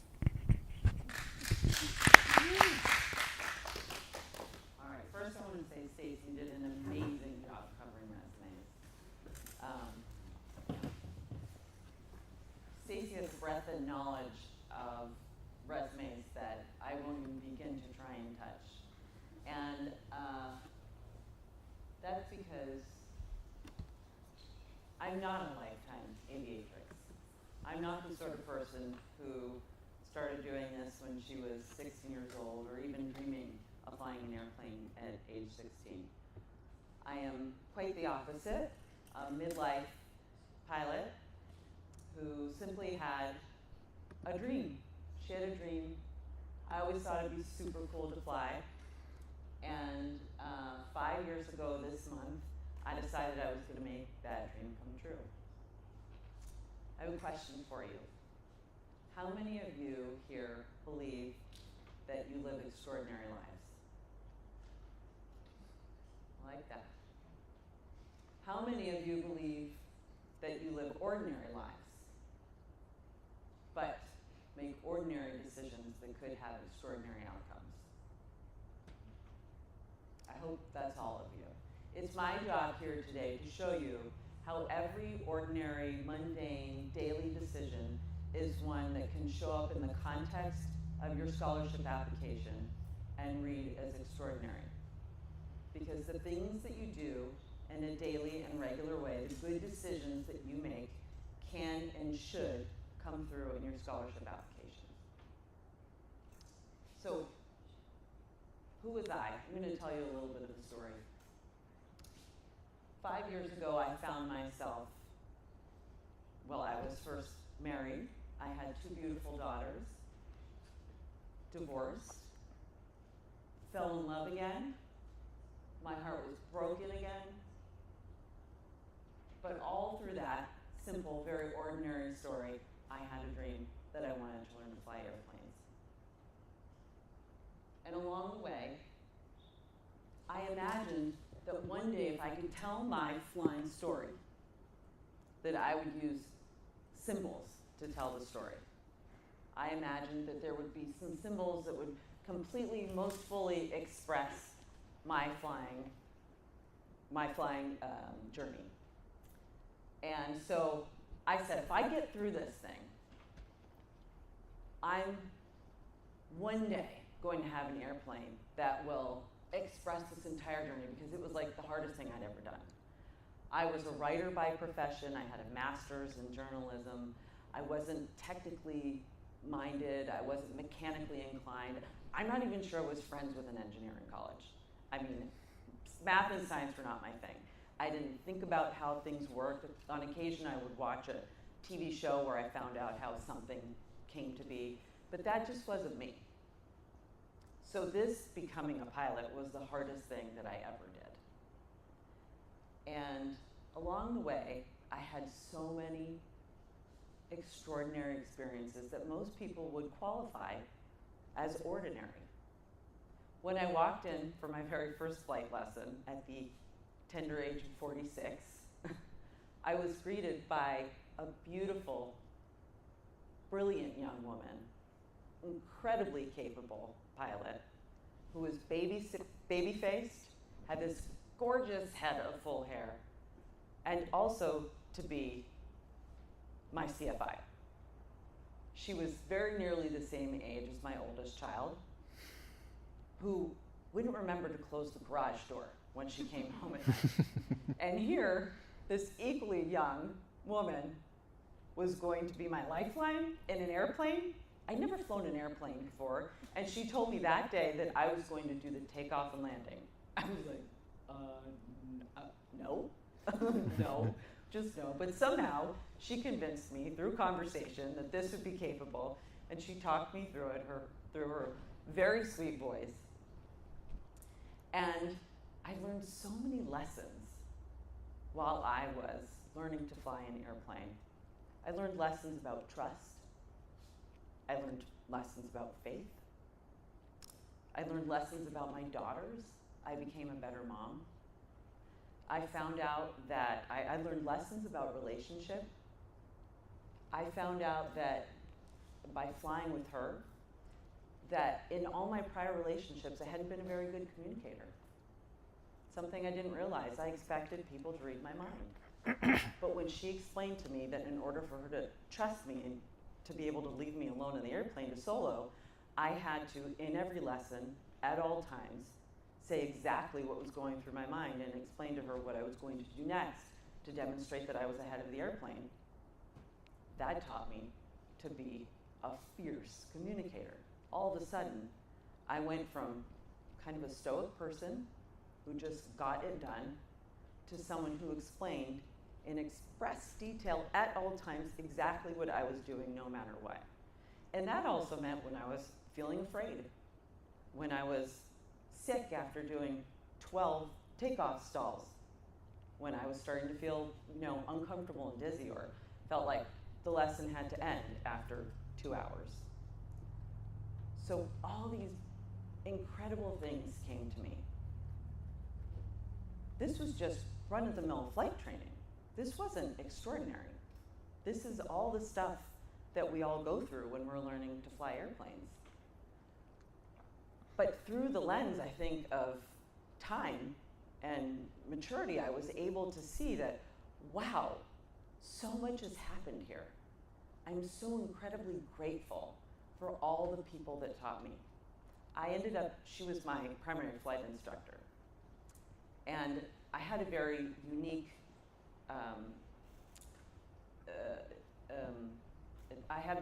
journey insofar as I had 12 instructors. Shelby was my primary instructor, but anytime she wasn't available, I would ask to keep my lessons so I would stay on track. And I ended up being taught by 6 women and 6 men. Kind of unusual in this day and age, right? And it's so important for us to remember how special this was, because to this day, the numbers that I hear are that anywhere between 6% and 12% of all certificated pilots in the United States are female. So the scales are still really seriously tipped. So I had this grand idea. I was walking around Oshkosh one year, and I'm looking at all the naval planes, the naval and all the military service aircraft. And on the side of each aircraft was the name of the captain and then the crew. And there I am in La La Land, in aviation heaven, imagining myself, right? Because why do we get into this? Because it's cool. And you feel pretty darn cool when you're in the left seat of an aircraft, right? So there I am, and I'm like, oh my God, maybe one day. I'm like, completely nuts, walking around at 47, thinking I'm one day gonna fly an F-18, right? But never mind, indulge me for a minute. I decided that I too was the captain of a very important airplane, and that I'd had a crew that got me to this very special place in my life, to this pinnacle of learning to fly an airplane. I had all these beautiful experiences. Walking around Oshkosh, 700,000 other people did it that year. But in my mind, I was an F-18 pilot.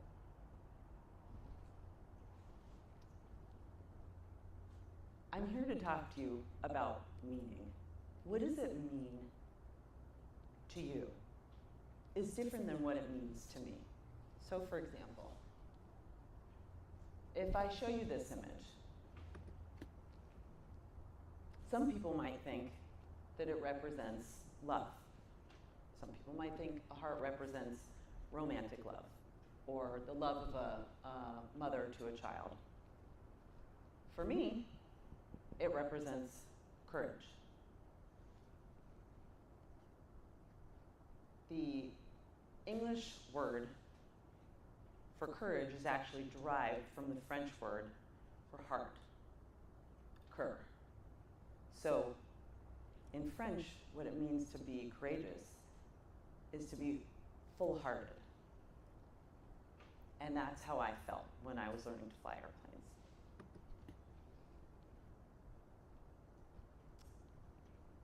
This here is the Middle Eastern symbol for good luck, or it also means to ward off the evil eye. But because I have a Middle Eastern heritage, to me it's also an expression of who I am. And every time I stepped into the airplane, I brought that part of me too.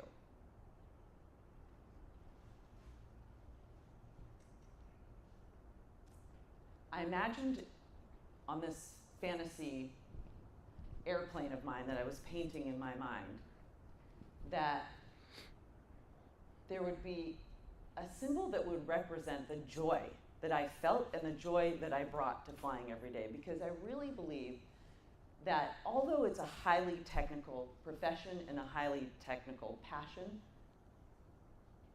that we shouldn't be stoic when we're in the airplane. We should bring our whole selves.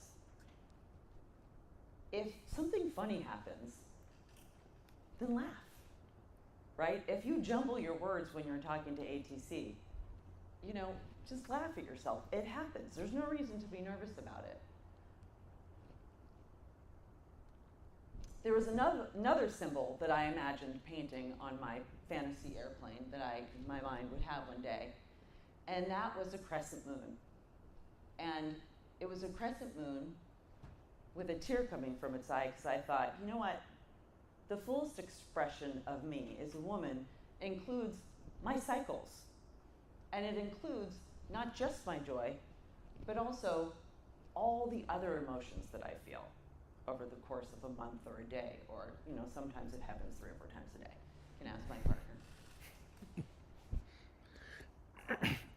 And a tiger that I imagined painting on the belly of my aircraft, orange with blue stripes, for me, represented the ferocity it took to get through my training.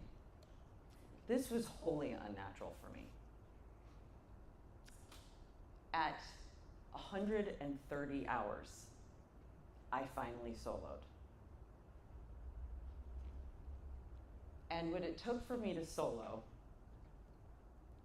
was a number of things. One day Shelby wasn't around, and so I was assigned a different CFI.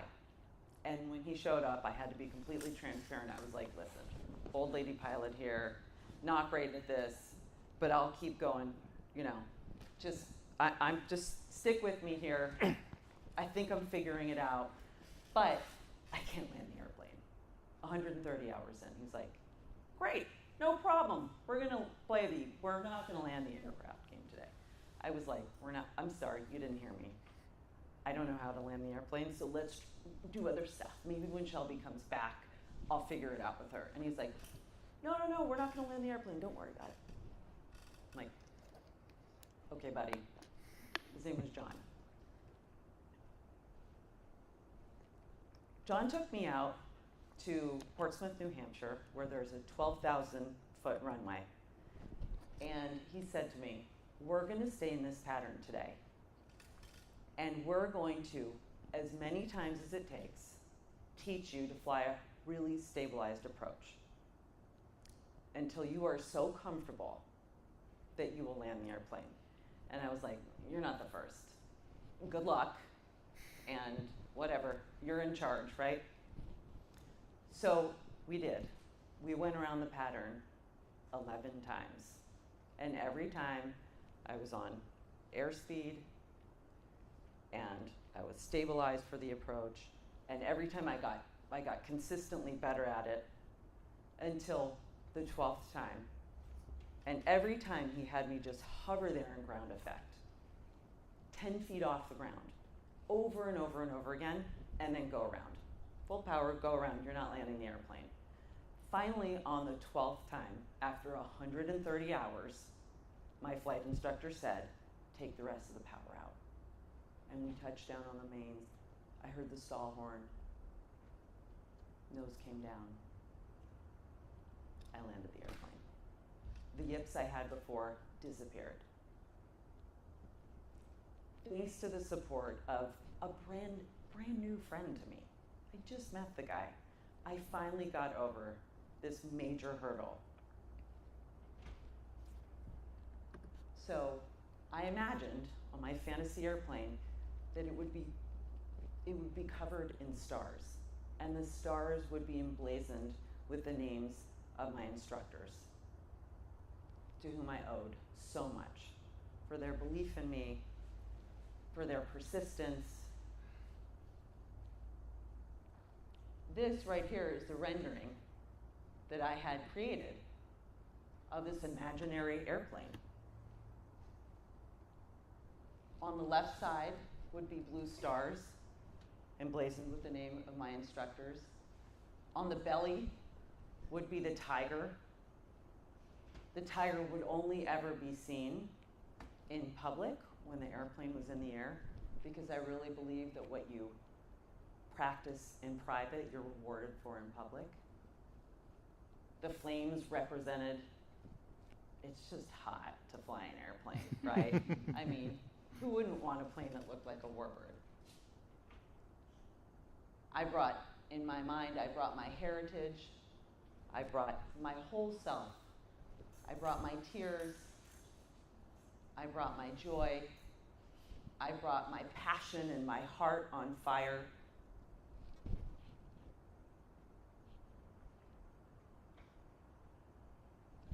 And that's what we're here about today. I want you to figure out, when you're writing these college application essays, How do you paint your wings? What do you tell the application readers that tells them about your experience and who you are inside? The resume that Stacy has come up, the resume format is absolutely perfect. But what's it going to take to get your application to jump off the page?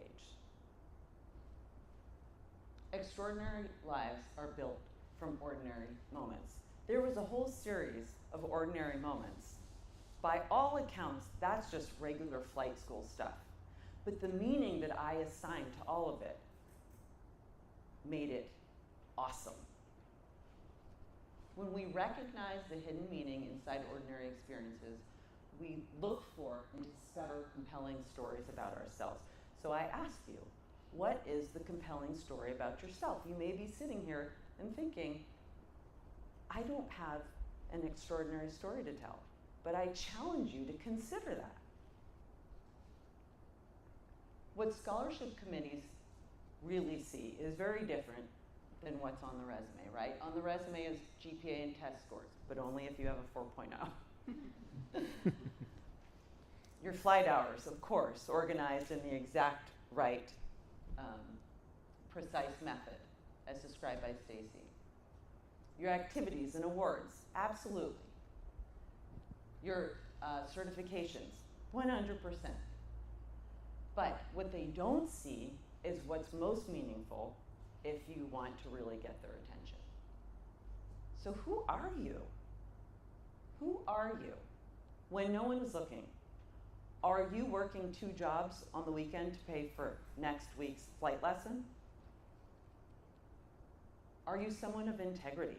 When you say that you're going to be there half an hour early, are you there half an hour early or aren't you? Tell us that. Show us. Show us all the ways that you are a leader under pressure. Describe what happens in the airplane when you're freaking out. If you're in the pattern and someone is having an emergency, how are you conducting yourself? Tell that story in your application essay. If you're hearing someone else panic on the radio, but you have a practice of breath work that helps keep you, sane, and you're seeing this happening to them, tell us what you did. Walk us through in your mind exactly what you did to arrive at a positive outcome. Are you resilient? How many hours did it take you to get your PP out? It was probably less than 130. That's when I soloed. I think I got mine when I had like 160 hours, right? I don't find that embarrassing. That's gritty. I kept showing up. I felt so completely out of place, but I didn't care. I kept doing it. Maybe I'm shameless. Maybe it's not grit. What's your purpose for wanting to fly?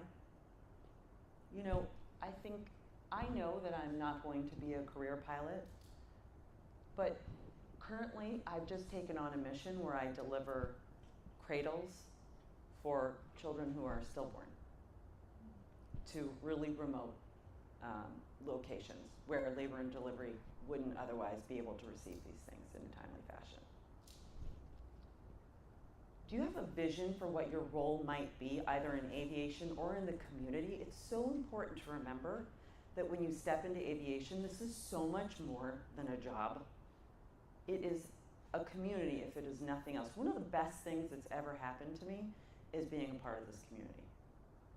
We're surrounded by, I can't even tell you how many times I've landed at a strange airport and been helped by someone who never met me before and will probably never see me again. We were on our way to Oshkosh 10 days ago or something, and there was this great big beautiful potluck happening, and we just landed. We had 20 minutes to turn around. We had to get there in time, and these 2 guys sitting behind the counter at the FBO were like, "Hungry? Come join us."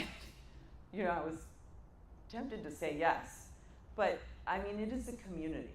Above all else, we are a community of people. So what is your vision for that? How can you imagine yourself being a part of that community? Might you be giving resume advice? Or might you be delivering cradles If you have a story that demonstrates your coachability, please don't think of it as a shortcoming. If you did something that you're either uncomfortable with or you don't think showcases or highlights your strengths, but you got through it, that demonstrates that you can receive a lesson and that you can change as a result of it. Coachability is so unbelievably important in every profession. But what scholarship committees want to know, they don't think that you're perfect right now.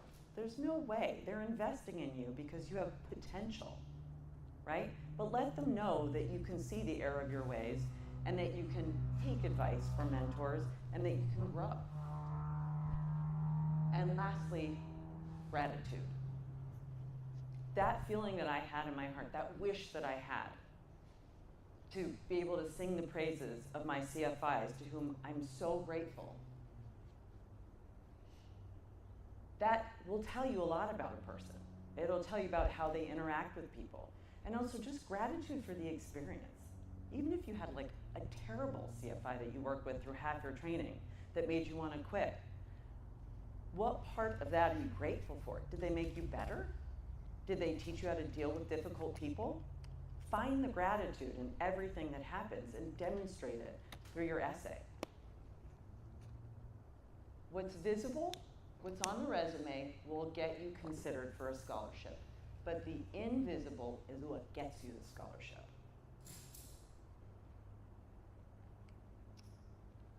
How many of you here are actively applying for or planning to apply for scholarships?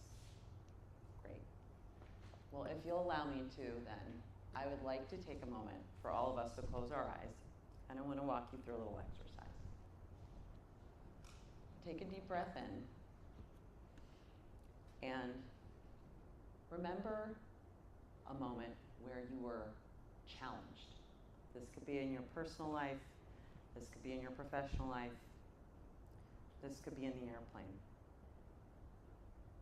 What did it feel like? Who was with you? Who wasn't with you? How did it show up in your body? What were you doing?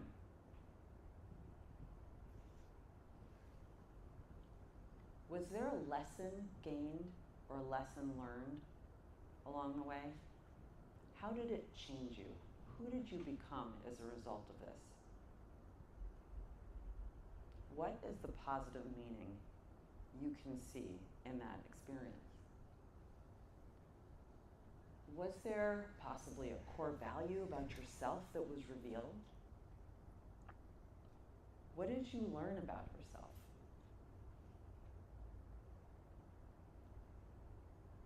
As you reflect back on that moment, is there a way to look at it differently, to shape it so that it has a meaning that serves you better? How does that meaning or that lesson shape your vision for who you want to become?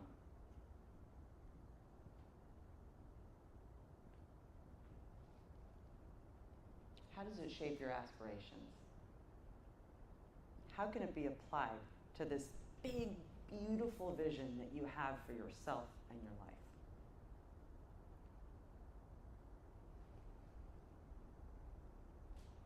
Now, if you were telling the story of that to someone else, how would it sound? What would it say if it had an enormously positive meaning? Every experience you've already lived contains the raw material for a scholarship-winning story. The framework,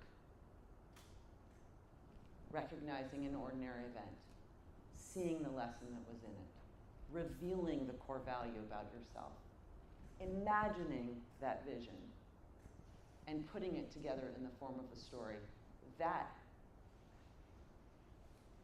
is why committees will invest in you. They're not investing in your resume. That's just getting you in the door. They're investing in you. And I know you already believe in yourself enough because you're here. So, the formula for a good essay. You might choose that moment you just thought of, or you might leave here today and decide there's a different specific moment. Maybe you'll talk it over with friends, parents.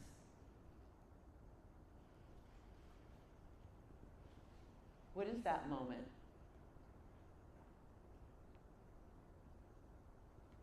that changed you? And what did it teach you? What positive meaning can you assign to it? What value came of it? Demonstrate that. Show me. Don't tell me. Show me who you became. Tell me, describe in explicit detail how you felt, who you were, what your belief system was before this event. And then show me how it's transformed you. And then, what are you going to do with it? Who are you going to become inside this aviation community? What are you going to contribute? This story formula is the formula that will earn you an investment.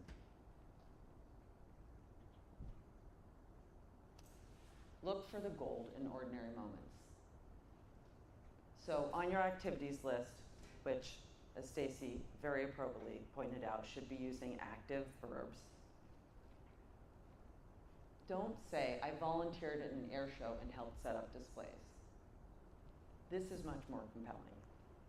Standing on the flight line at age 16, I watched a female pilot taxi her Cessna to the static display. For the first time, I understood what possible looked like. I didn't just help her set up that air show, I met the version of myself I was determined to become. Lands a little differently, doesn't it? But that's also the truth of what was happening inside you. You just have to stop and put yourself back in that place and remember, what did it feel like? Who was I looking at? What was I wearing? Oh my God. I can't tell you how many times I went to solo and thought, especially before my cross country solo, I looked in the mirror and thought, oh my God, this is my death outfit?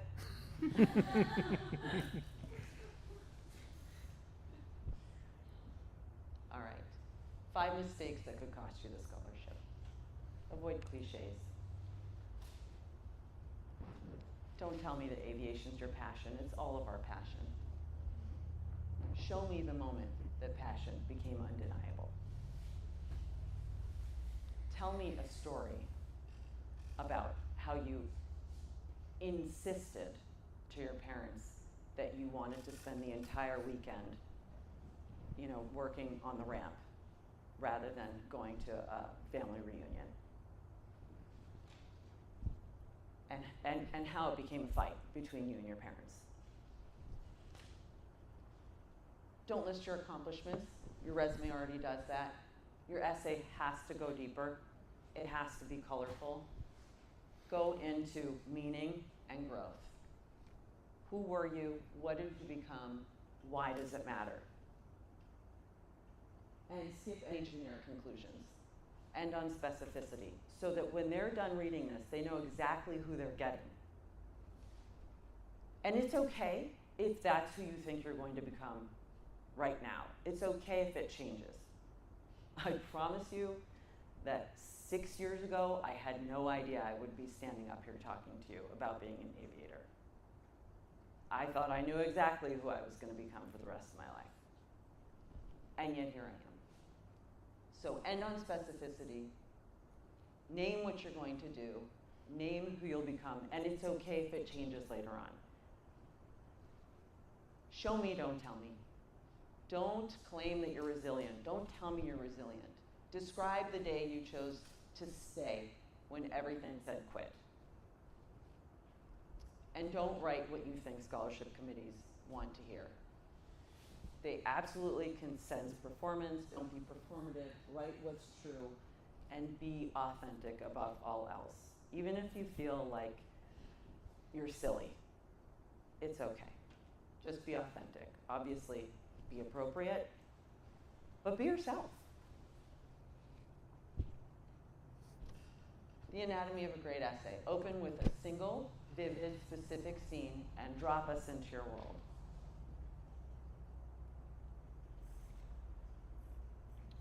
Is there a conflict? There should be. Let us know what stood in your way. We want to see growth. We want to see the full arc of who you were and who you've become so that we can understand that you're capable of growth and change. What do they say when you get your private pilot's license? It's a lesson, it's a license to learn, right? So no one expects you to be a fully complete, capable pilot right now. They just want to know how much what capacity do you have for growth? What's the lesson? What did you discover about yourself in that crucible?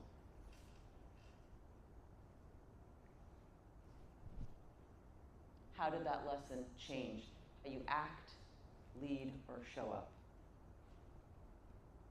There's a lot of, it can seem like there's a lot of pressure to be a particular way, right? This is being a highly technical skill. We have this idea, I think, sometimes that there's like a perfect flight or a perfect way to be a pilot. Not true. I haven't had a perfect flight yet. I don't know about any of you. But we're all here for growth.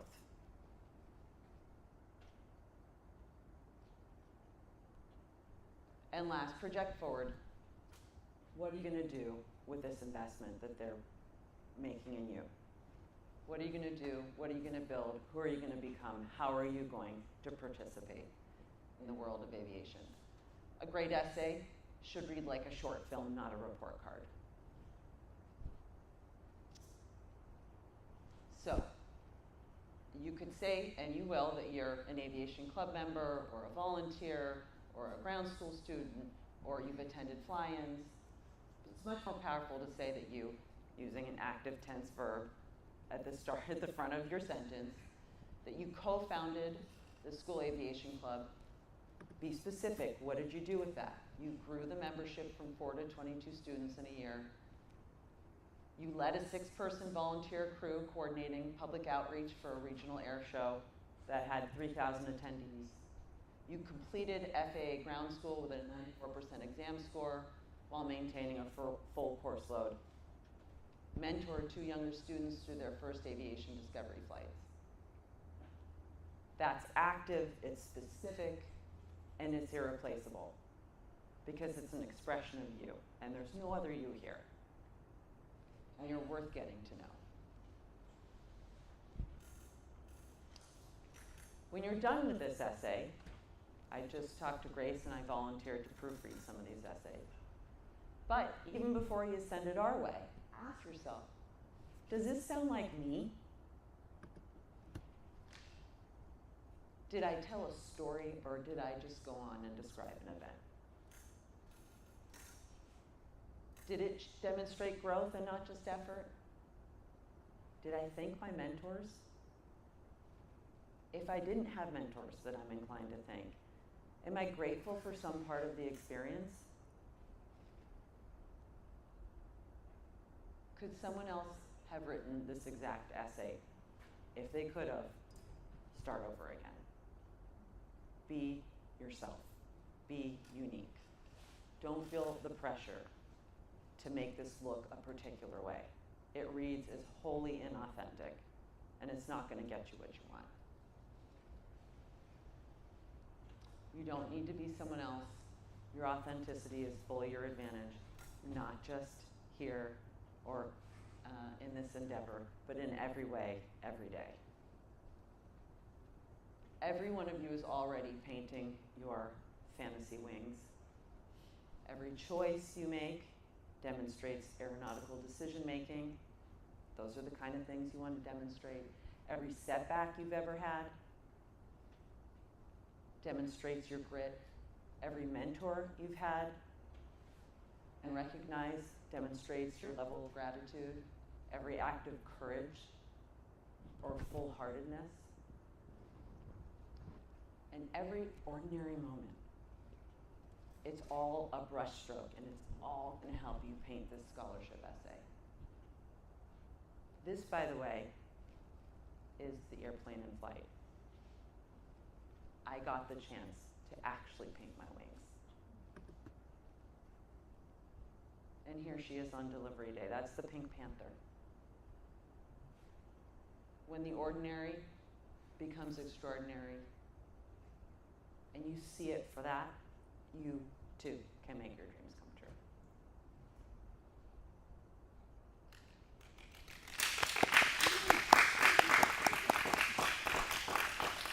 Oh, does anyone have any questions? You're so cool. Thank you. Is it? Yes, yes.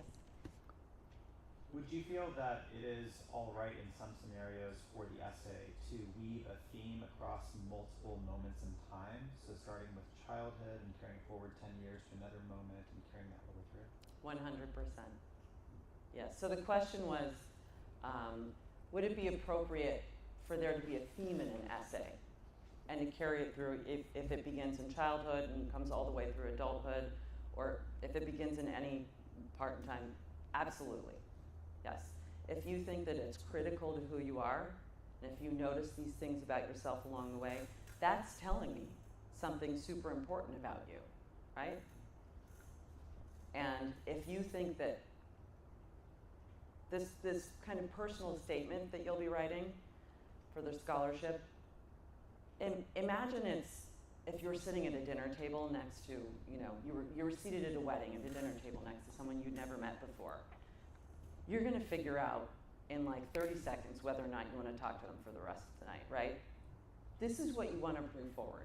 You want to bring forward positivity, levity, depth, a sense of this person is genuine, all the things that make you want to sit next to them at dinner and talk to them.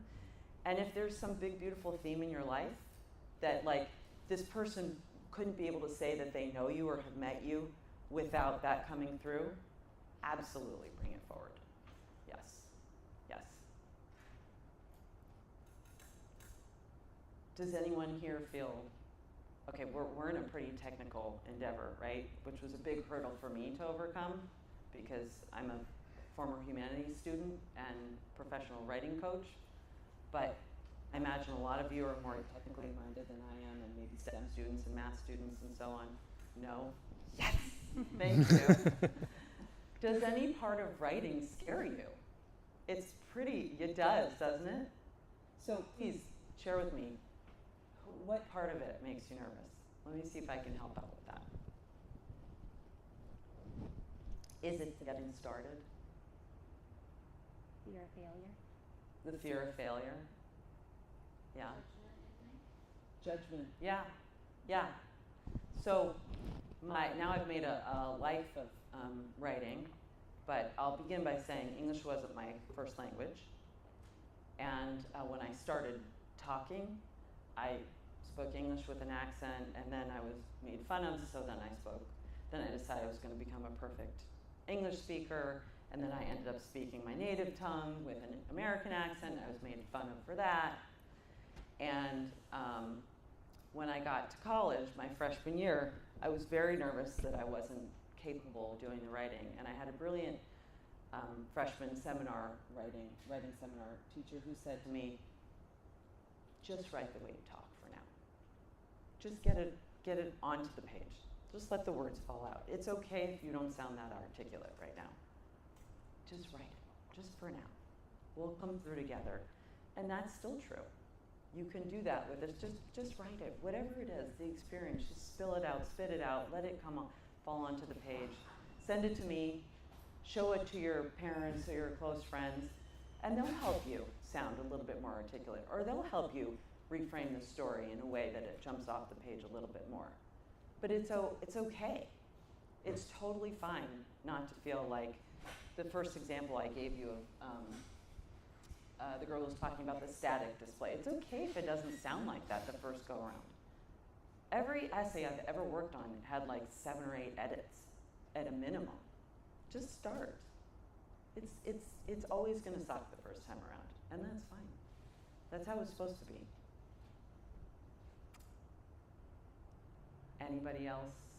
Any other fears or concerns? Yes, Grace.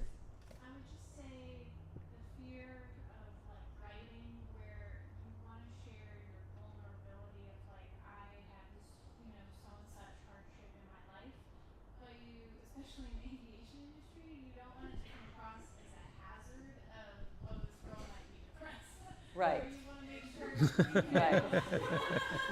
Well, first, yes. Okay, so the question was, how do you reveal something meaningful to you in this industry, this aviation industry, where you don't want it to show up like a hazard, right? So my answer to you would be skillful about it. Up until about 2 weeks ago, I would have said lobby Congress. But the new aviation Mental Wellness Act was just passed. That said, I fully resonate with that. And I would say, show it to your CFI or whoever your trusted mentors are. Talk it through with them. And most importantly, you know, can you reveal some meaningful part of it without it sounding like a complete, you know, bludgeoning, right? And if you are in fact revealing what, you know, something that's enormously positive, some level of growth that's come from it, it should really ring as helpful and not hurtful to your essay. Yeah, you're welcome. Anything else pertaining to the essays that anyone's unsure about? Any other fears? I have another question. Yes. If they give you a word limit, Mm-hmm. would you encourage using the maximum of that word limit, or just being as concise as possible to get the information out in the best way possible with the shortest amount of writing? That's it. Excellent question. So all questions on, so the question was, if there's a word limit, should you be more concise and use less words? It's such a pilot question. Thank you. It's so completely perfect.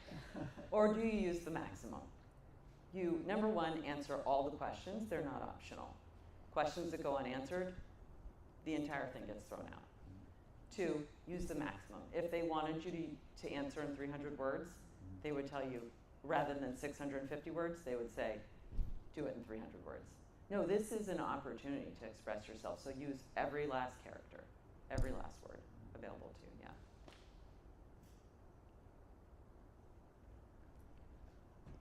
I'm not exactly sure how to ask this question, but the whole thing about what are you going to do with it is a hard question for me, because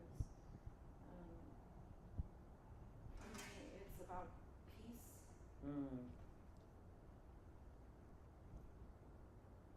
Stability and my own, being my own person. And I don't include a whole lot of other people in that. And so what are you going to do with it? It feels selfish. So how do I present that? But so her question was, the lesson, the arc of her story is about her personal peace. Yeah? Like, you're going through all of this to have some great purpose to like help people. You're giving, you know, these cradles, you know, it's driving some deeper purpose or something, you know, that you're doing something for other people. Yeah. You know, and a lot of these scholarships, they want you to know, like, well, especially if it's for like women in aviation, or, you know, what are you going to give back to us? What are you going to give back to this? How are you going to present this? Yeah. But if my brain's right now just thinking about, I just want to be able to be stable in myself and know that I've successfully got a career that I can be proud of, and I don't know if I can give to other people yet. And I don't even know what that would look like. Right. So first of all, I think that's enough. I think it's enough to be able to say that this is a meaningful achievement for me, and that what I will bring to the community is my deep sense of confidence and peace. And if there is something else that comes of it that's true for you, great. And if not, that's enough. That's a beautiful, beautiful gift to give to the people around you. If you show up every day and your role is a pilot, and what you bring is confidence and peace to your cockpit or your crew or the FBO that you work, that's enough. That's good enough. It doesn't have to be, mine is a very dramatic and extraordinary story, but it doesn't have to be. It's every bit as valuable and every bit as important. You're going to be touching lives just by being you. And if I can help you tease out this story, by all means, send your essay my way. I'd be happy to help you. That was very beautiful. Thank you for having me. Thanks for listening.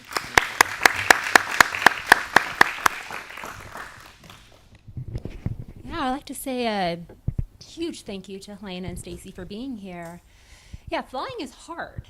Having the confidence is extremely difficult as well. I mean, I soloed at 130 also, walked into my check ride at 162 hours, passed the oral, convinced myself I was going to fail, so quit. I literally quit halfway through my check ride. My instructor, Josh, who's here, actually had to convince me over the next month and a half to finish it, and I did 172. Yeah, if flying was easy, literally everyone would be doing it. If anyone would like some help with any scholarship applications, with essays, with any of that, go to rosecitywomeninAviation.com, and I will have a new link up there tonight with where to send that information and how to get more help. And yeah, if I can have another hand for Stacy and Helena. I'd also like a hand for Grace and for Ashley for helping co-organize this. For Cody for volunteering for his 3rd year to run all the AV. That is a lot of work. And also for Rick, I see you back there. He's the owner of this place, and he's been extremely supportive. So hand for Rick and for Flight as well. All right, well, thank you. Yeah. Well, thank you guys for joining us this year. Hopefully we will see you back here next year. And Girls in Aviation Day, again, that'll be September 26th right here. I'm sure we'll be seeing a lot of you then, and get a hold of us if you'd like to volunteer as well. You guys have a great night.